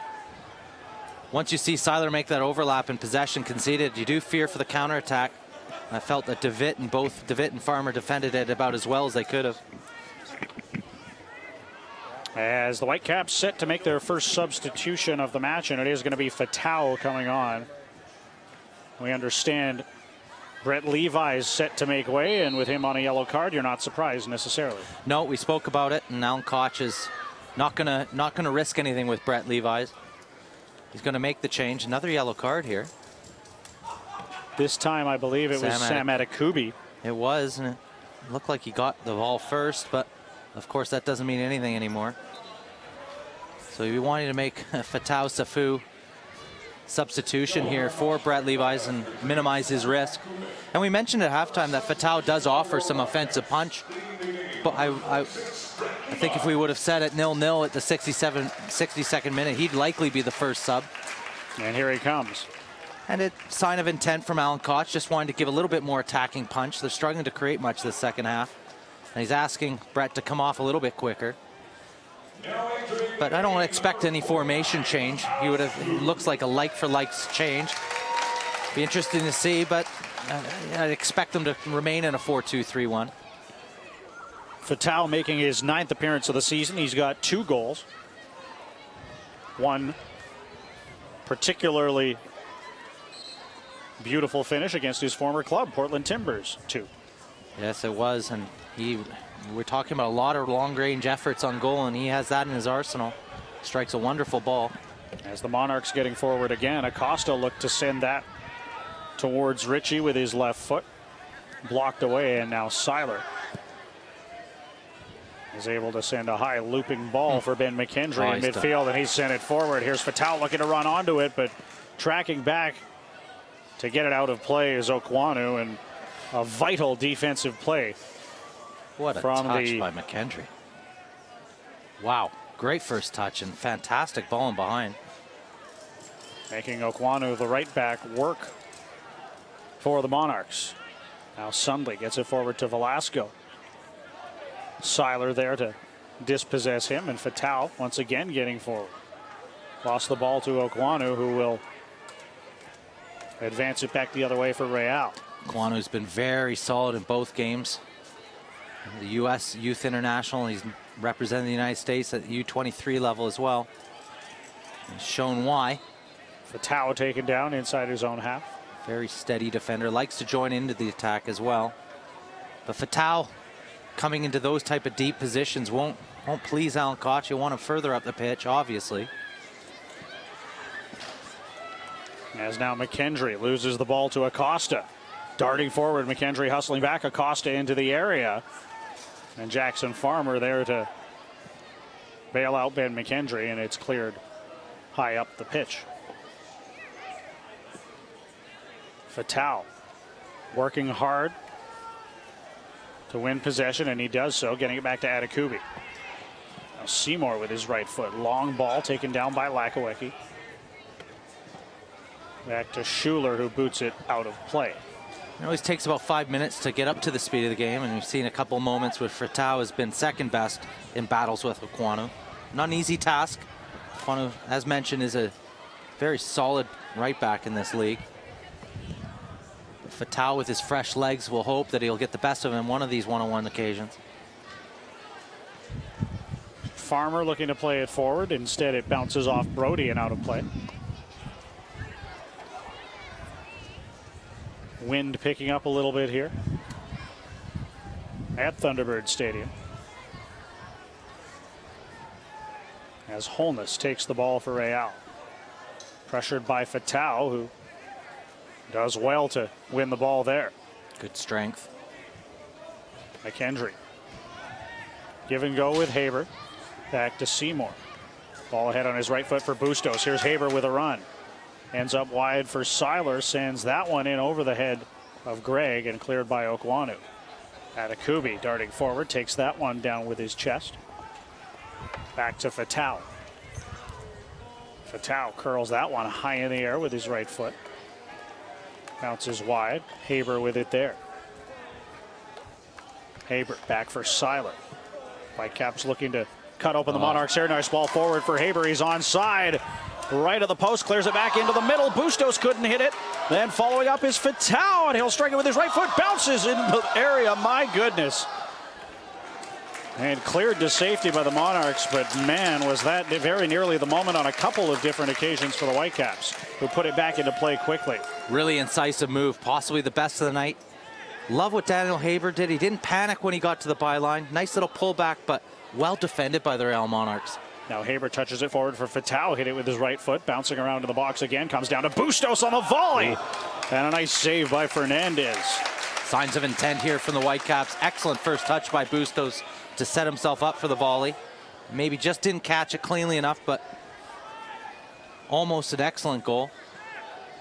Nice couple minutes here for the Whitecaps. Excellent move earlier. In the end, it required some last-ditch defending by the Real Monarchs. As a great run by Haber started that whole attacking sequence. Just a wonderful run. Nice little pullback. But as mentioned, there are about 7 red shirts in the box putting their bodies on the line to prevent that first goal going in. As this match begins to take on a little bit of a different complexion with opportunities at both ends, north and south and back and forth. Absolutely. It remains scoreless. And the Whitecaps, the onus is on the home side. They're undefeated so far this season to go and get those 3 points at home. You know, they drew the last game out despite being 2-0 in front. They'll want to get all 3 tonight. There's plenty of time to win this game. As the Caps look to come forward, a lot of red shirts back to prevent them from trying to get into those attacking areas. Now a long ball played in. McKendry looking to knock it down. Can he keep it in play? No. That'll be a goal kick. Caps doing a much better job of switching the ball out quickly. Instead of taking that extra touch, it's all one touch right now. Like to see once they do work into those wide areas, some of their crossing is a little bit predictable. And as we see the Monarchs make their first change. Coming in is Frederick Amakona. Leaving the match is Omar Holness. Will be interesting to see if it's a like for like, or if Freddie Juarez is the first manager to make a tactical change. Looks like he's running to the number 10 position that Holness occupied previously.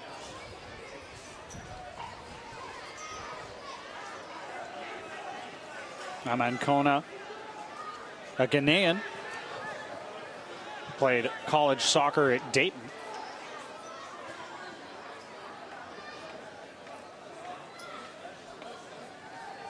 As Okwanu gets it out wide. Ahead for Brody,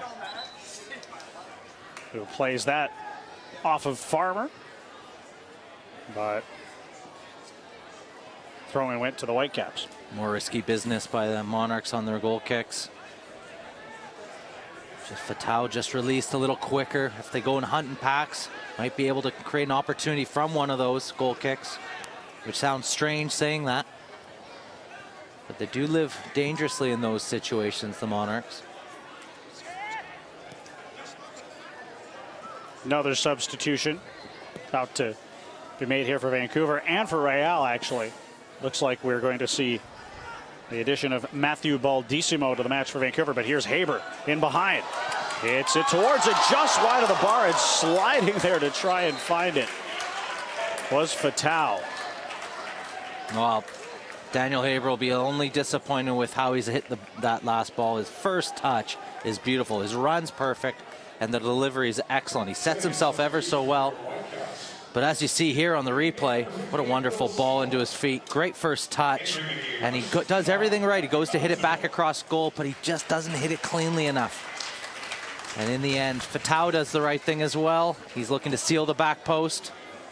Inches away from putting the Caps in front. Another good attack from the Whitecaps. They're really growing late in this game and starting to create some gilt-edged chances. Substitutions there. It was Will Seymour making way for Matthew Baldissimo for Vancouver, while it was Frater coming out of the match for Rolfe. Well, we predicted the Baldissimo sub. We said it would likely be for one of those two holding midfielders. We predicted a McKendry sub, just bearing in mind that he played against the Ottawa Fury midweek. Could be a tired leg situation. Now here's Velasco darting forward. Nice ball in.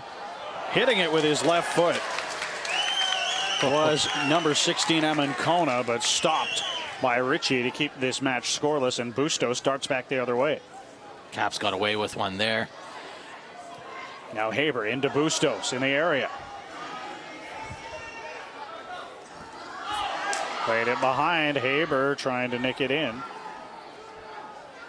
Can't do so, then wins possession again. Hits it with his left foot just over the bar. Great work rate from Daniel Haber there. It's an excellent second half. The only thing you can see a little disappointment. Didn't keep it under the crossbar and challenge the goalkeeper. Chances at both sides now. Velasco with a great little reverse pass in. And who was the sub? Amankona, who made absolutely zero contact with the ball. Spencer Ritchie's sighs a little sigh of relief there. Didn't really get challenged on that shot when he should have been. Massive chance for Real Monarchs just before the Haber chance. Another substitution here for the Monarchs, as it will be number 4 Riley McGovern coming in place of Max Lakawecki in the left back role. Lakawecki with a strong performance here tonight, as we talked about, very positive. Yeah, the interesting sub, to fullback for fullback sub. You wonder if it's similar type subbing as we saw last week with MLS type sub, giving a kid a chance to play, because Lakawecki did get forward very well in the first half especially. Rolfe took down David off the ball there, and the Whitecaps can play out from defense. Both teams desperate to get all 3 points, and it shapes up very well for the last 20 or so minutes with injury time. Tussle for the ball. Goes the way of the Monarchs, and here they come moving forward. Brody loses it to McKendry. Long ball ahead. Haber is offside, says the assistant referee. Here in the 74th minute. Just noticing that Haber is almost switched to the number 9 position attacking role, where Kyle Gregg's, they've switched spots, which is an interesting one, because I never would have thought of Kyle Gregg as a wing type player. Possibly I'm underselling him at the minute for that. He's provided great service to the Caps so far this season, up front in the traditional number 9 position. But interesting to see how he copes here with playing as a wide player.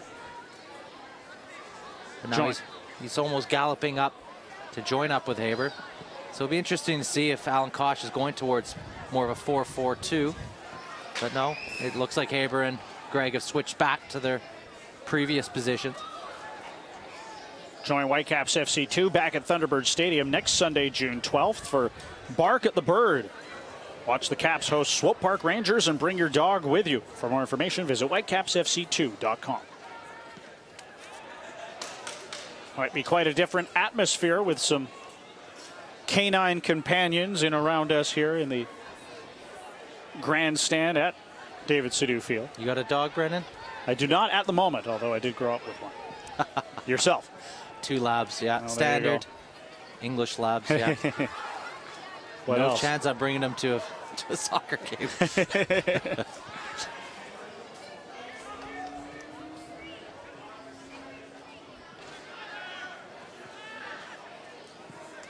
Monarchs looking to get forward. Ball played ahead by Amankona. Offside. Right Here's idea. the decision. Right idea by Amankona. Little late in his delivery. Another change for the Caps here. McKendry making way, as we had surmised, for Giuliano Frano. Canadian for Canadian swap. Frano's opportunities have been few and far between so far this season. He'll want to make some sort of impact here. Decent shift by Ben McKendry, bearing in mind the amount of minutes he's had to play over the last week. Frano, a Mississauga, Ontario native. Yeah, last season playing down the I-5 at Seattle in the USL. As Marco Bustos works his way up the wing. Give and go with Haber. Bustos taken down by Velasco. Wins the free kick. You see Bustos going everywhere, trying to get himself on the ball and dictating play. It's a good sign, but it also shows signs of frustration, possibly. And now a chance for the Monarchs to get forward with numbers. Brody sends that infield for Amancona. Now back out wide. Brody curling it in, and Ritchie rising to grab it. Poor ball by Brody, but great ball by Amancona into him. Cheap possession given away by Fatau. Not much effort either after he's given it away to get back and alleviate the situation defensively. Seidler looking to get forward from that right back position, wins the throw. Despite the score of 0-0, you'd like to think somebody was going to nick something here. There has been chances. You hope that both sides continue to put caution to the wind and just go for it here. As Fatau takes that pass from Adekubi and commits a foul there just outside the area. Although if you're talking about positive attacking football, the Whitecaps more likely to continue that, as of course Monarchs, the away side, will be much more content with a draw. Well, we saw it last week. The Monarchs, the last 10 minutes or so, decided to go, you know what, we'll have what we hold. We'll get out of here with a point, of which they did. I'm just looking at Fatau and the players that came off the bench. They're the players that you want to give you a big boost. And it's not going to come from two holding midfielders in Baldissimo and Frano coming on. You want them to continue to be steady, akin to what Will Seymour and McKendry did for the large parts of the game. DeWitt fouled in a tussling match there with Rolfe. And Juan Marquez's whistle getting quite the workout there. Handbags. Handbags. Nothing. Nothing in it. Possibly shows the headspace of both teams. They do want to win this game. And as DeWitt comes out, you know, Rolfe is just a little bit sloppy and in through the back of him. But more clumsy than anything else. As he gets tangled up, I think DeWitt's more upset with getting studded down the back of his leg. Clumsy more than malicious, I would say. Yellow card is shown to Colin Rolfe, though. Yeah, I think rightfully so as well. But DeWitt more concerned about the second challenge, not the first one. Nike is a proud partner of the USL. Follow at Nike Soccer on Twitter for all the latest Nike Soccer information. Whitecaps getting forward here again.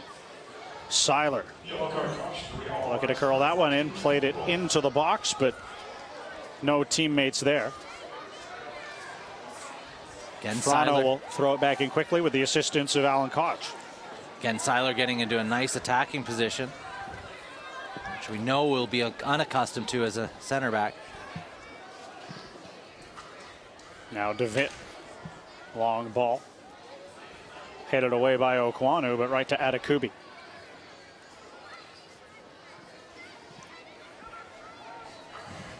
Possession given away yet again by Vancouver. And Rolfe with the ball in the middle of the park sends out wide to Ricardo Velasco, the captain. Velasco plays it back before Kavita plays it ahead. Now Baldissimo in a foot race with Okwanu.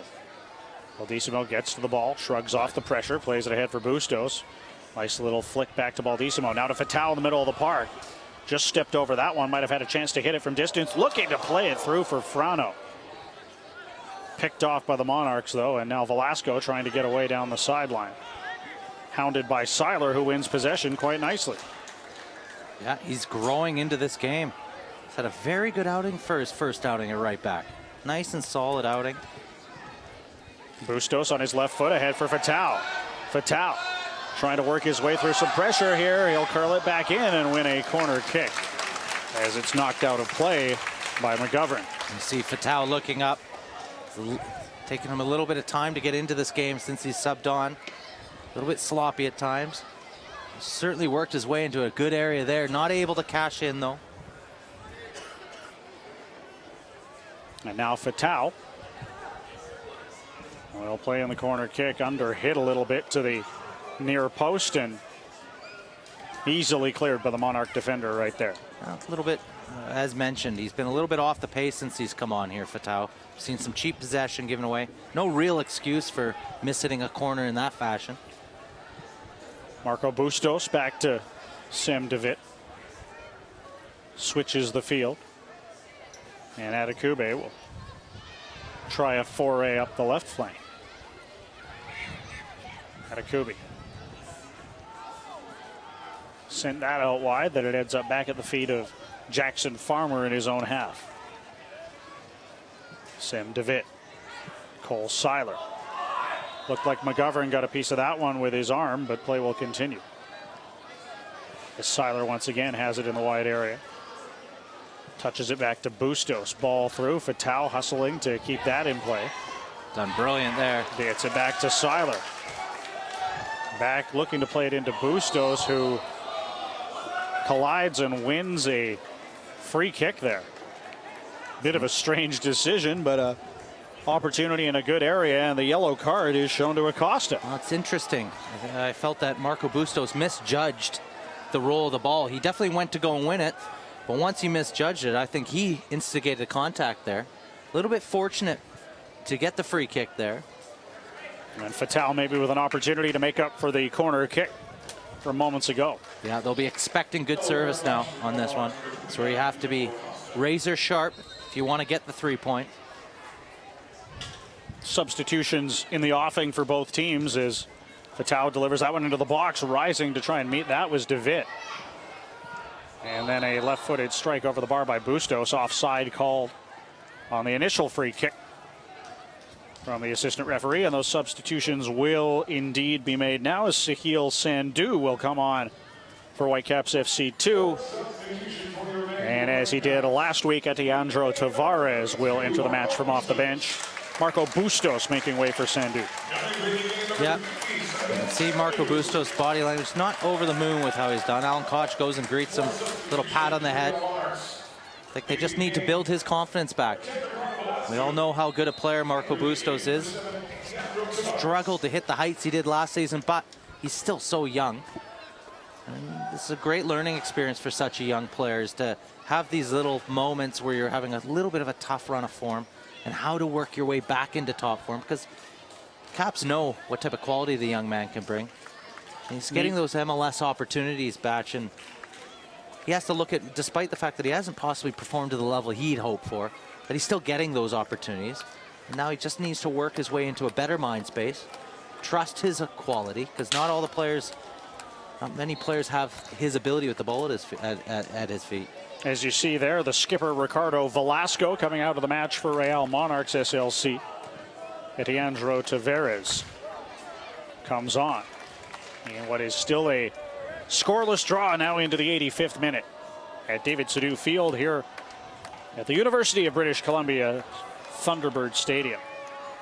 Monarchs looking to get forward. Headed away for Vancouver.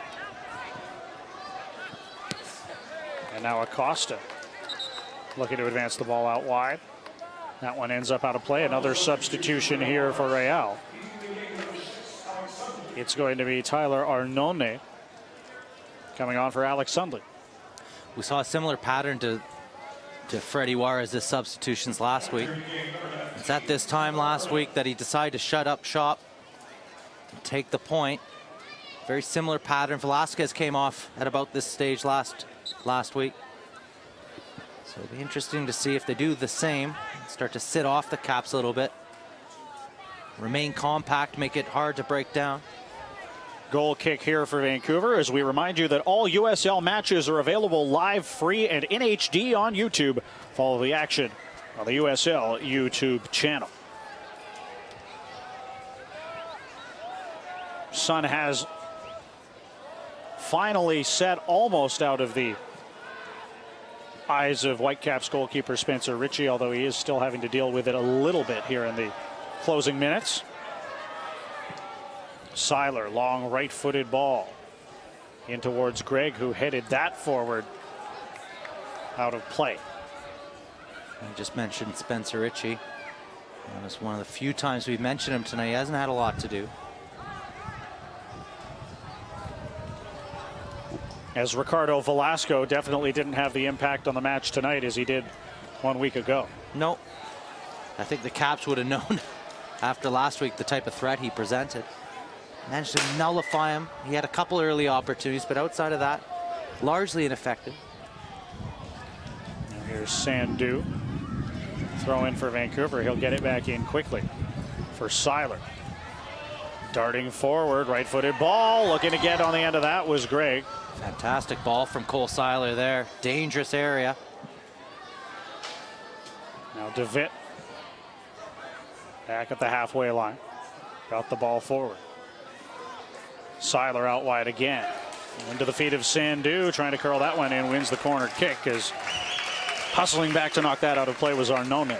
Cole Seiler has looked so assured for a guy making his first appearance at the right back position. Has gotten more and more confident as the matches wore on. But even in the first half, despite playing his approach has been perfect. Keep it simple, be a little bit more cautious in KG first half, and now he's grown right into the game. Sandu with a bouncing ball into the area.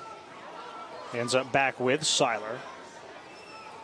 Leaves for Jackson Farmer. Now to Adekubi, who looked a little bit more dangerous in the first half than he has here in the second half. He really has forged a good understanding with Brett Levis.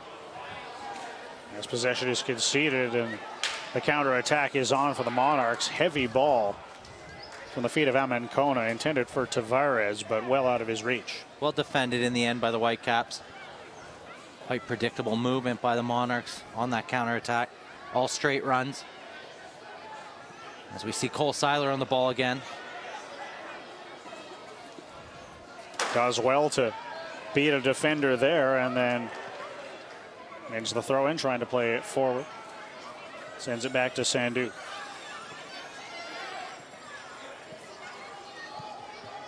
Seiler again. A lot of the attack going through him at the moment. Back to Frano. Now played forward. Fatau looking to chip that one goalwards, but the keeper Fernandez right there to meet it. Yeah, only a half chance really there. Fatau trying to make something out of nothing. Cole Seiler now thinks he's a rampaging fullback, which is kind of fun to watch, frankly. And in the closing minutes here, it'll be interesting to see if he can find the payoff that the Whitecaps would surely desire here. Yeah, we'll see if they throw a little bit more caution to the wind here as they get forward.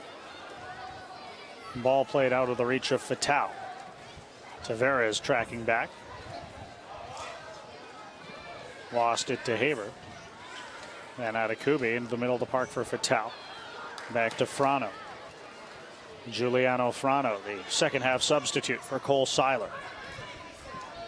Seiler now for Sandu. Watched by a couple of defenders. Nice give and go. Sandu looking to get forward into the box. Forces McGovern to put it out of play, and it ticked off the foot of Sandu, says the assistant referee. It's an interesting one. It's a nice run by Sandu, but a little bit of inexperience shown. The minute he shapes up to play it, all he's going to concede is a throw-in. So that's where you just let him concede the throw-in. Don't keep your foot anywhere away from giving them possession back. But nice run from Sahil Sandu. We do expect to see 4 minutes of added time from the fourth official, Scott Milliket, in a matter of seconds here. So still a bit of time to play with for both of these clubs in this scoreless draw. A little bit cagey at times, a little bit wide open at times. Yeah, and a really interesting game. Both teams, noticing both managers sticking with the same formation, not changing anything too drastically. Shows maybe a sign they're both fairly happy to get a point. Of course, every manager in the world wants all 3, but you know the Real Monarchs, looking at a Western Conference table toppers in the Vancouver Whitecaps, will be over the moon to come away with 2 draws here at Thunderbird Stadium. Monarchs coming into action tonight, 3 wins, 4 losses, 4 draws for 13 points. That put them in a 3-way tie for 7th place in the Western Conference.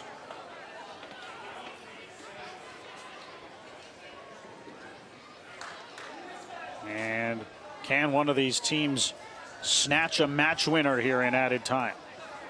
Tussle for the ball outside the Vancouver area. Frano able to knock it free, and it's booted high up the park by Daniel Haber. Kyle Gregg couldn't receive that cleanly. Now Haber gets it again, middle of the park, out wide for Adekubi, trying to get forward, but couldn't reach it. And although Kyle Gregg has had a presence in the attacking third for sure, the one opportunity, really the service hasn't been there for him this evening. No, he hasn't had a lot to deal with. Ball into feet or chest back to goal. He's largely had to deal when he has got service at neck height type ball. But the thing I love about Kyle Gregg, and where he's such a good leader to these young Whitecaps, is he doesn't pout, he just keeps working. You're seeing how far back the pitch he is to make sure they don't give anything away late. As the Monarchs looking to play it into the box, Tavares does just that, and it's grabbed quickly by Ritchie. Nice clean take by Spencer Ritchie. Now DeVitt ahead to Sandu.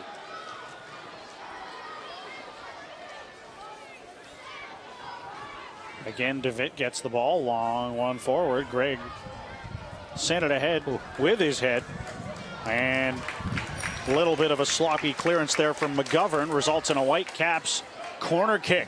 Absolutely no reason for him to concede a corner this late in the day. It's just sloppy defending for McGovern. And Fatau will provide the service as the Whitecaps try to create something here at the death.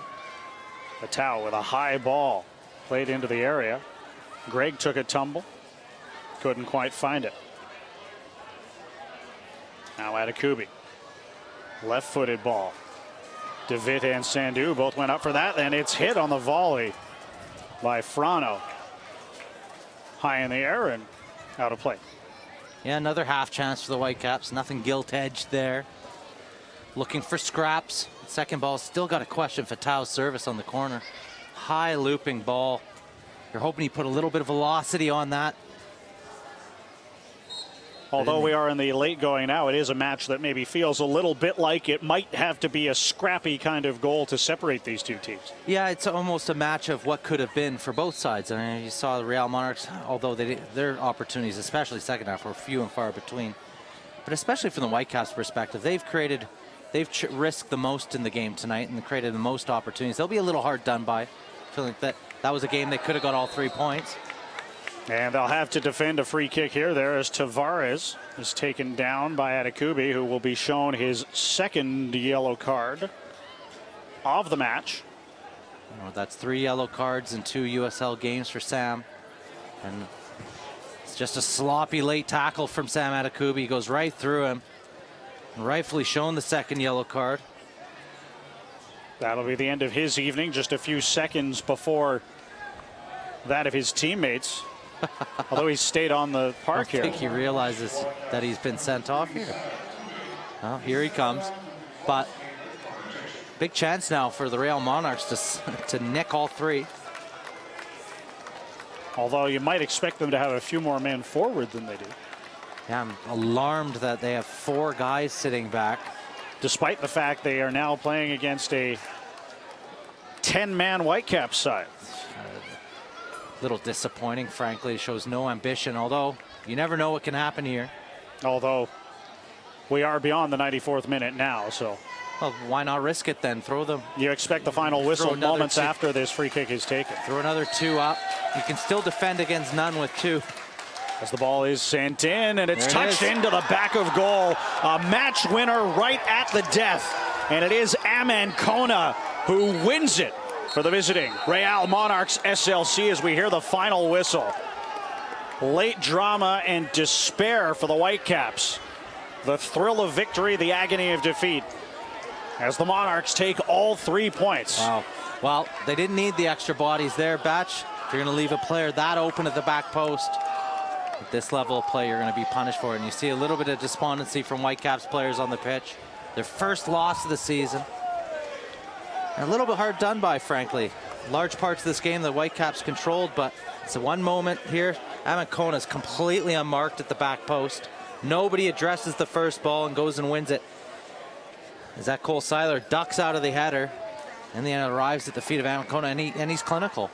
He puts it away, and they nick all 3 here, the Real Monarchs. I think that was their first shot on target, maybe their second. So it is a bit of a snatch and grab. The Caps will feel hard done by here tonight. Snatch and grab is about the only way to describe it. Yeah. But a dramatic finish for the fans in attendance here at Thunderbird Stadium, albeit not the one they were hoping for. No, they'll be disappointed.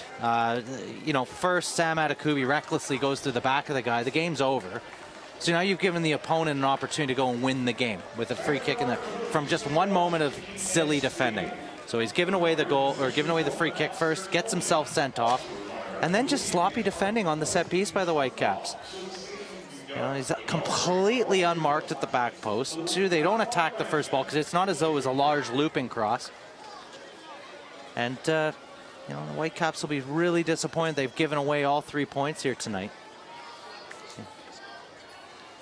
Join Whitecaps FC2 back here at Thunderbird Stadium next Sunday, June 12th for Bark at the Bird. Watch the Caps host Swope Park Rangers and bring your dog with you for more information. Visit whitecapsfc2.com.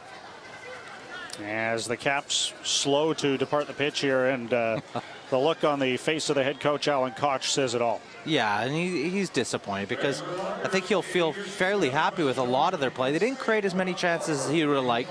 Definitely not gilt-edged ones, good chances. But they've done enough in that game, the Whitecaps, to at least gotten a draw. In fact, they're definitely edged the play. They deserve all 3, and in the end, they're walking off the pitch wondering what just happened.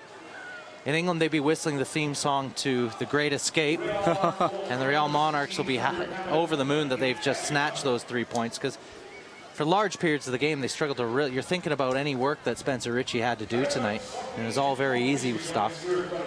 So to give him away such a sloppy goal at the end of play will really disappoint the group, but not to take away for such a young group. They've had such a great start to the season. You know, this is their first loss. Here we are in June. For a team that averages the age of 20 to 21 years of age. Their 11th match. Pretty astounding work they've done. And you can see them huddling up now.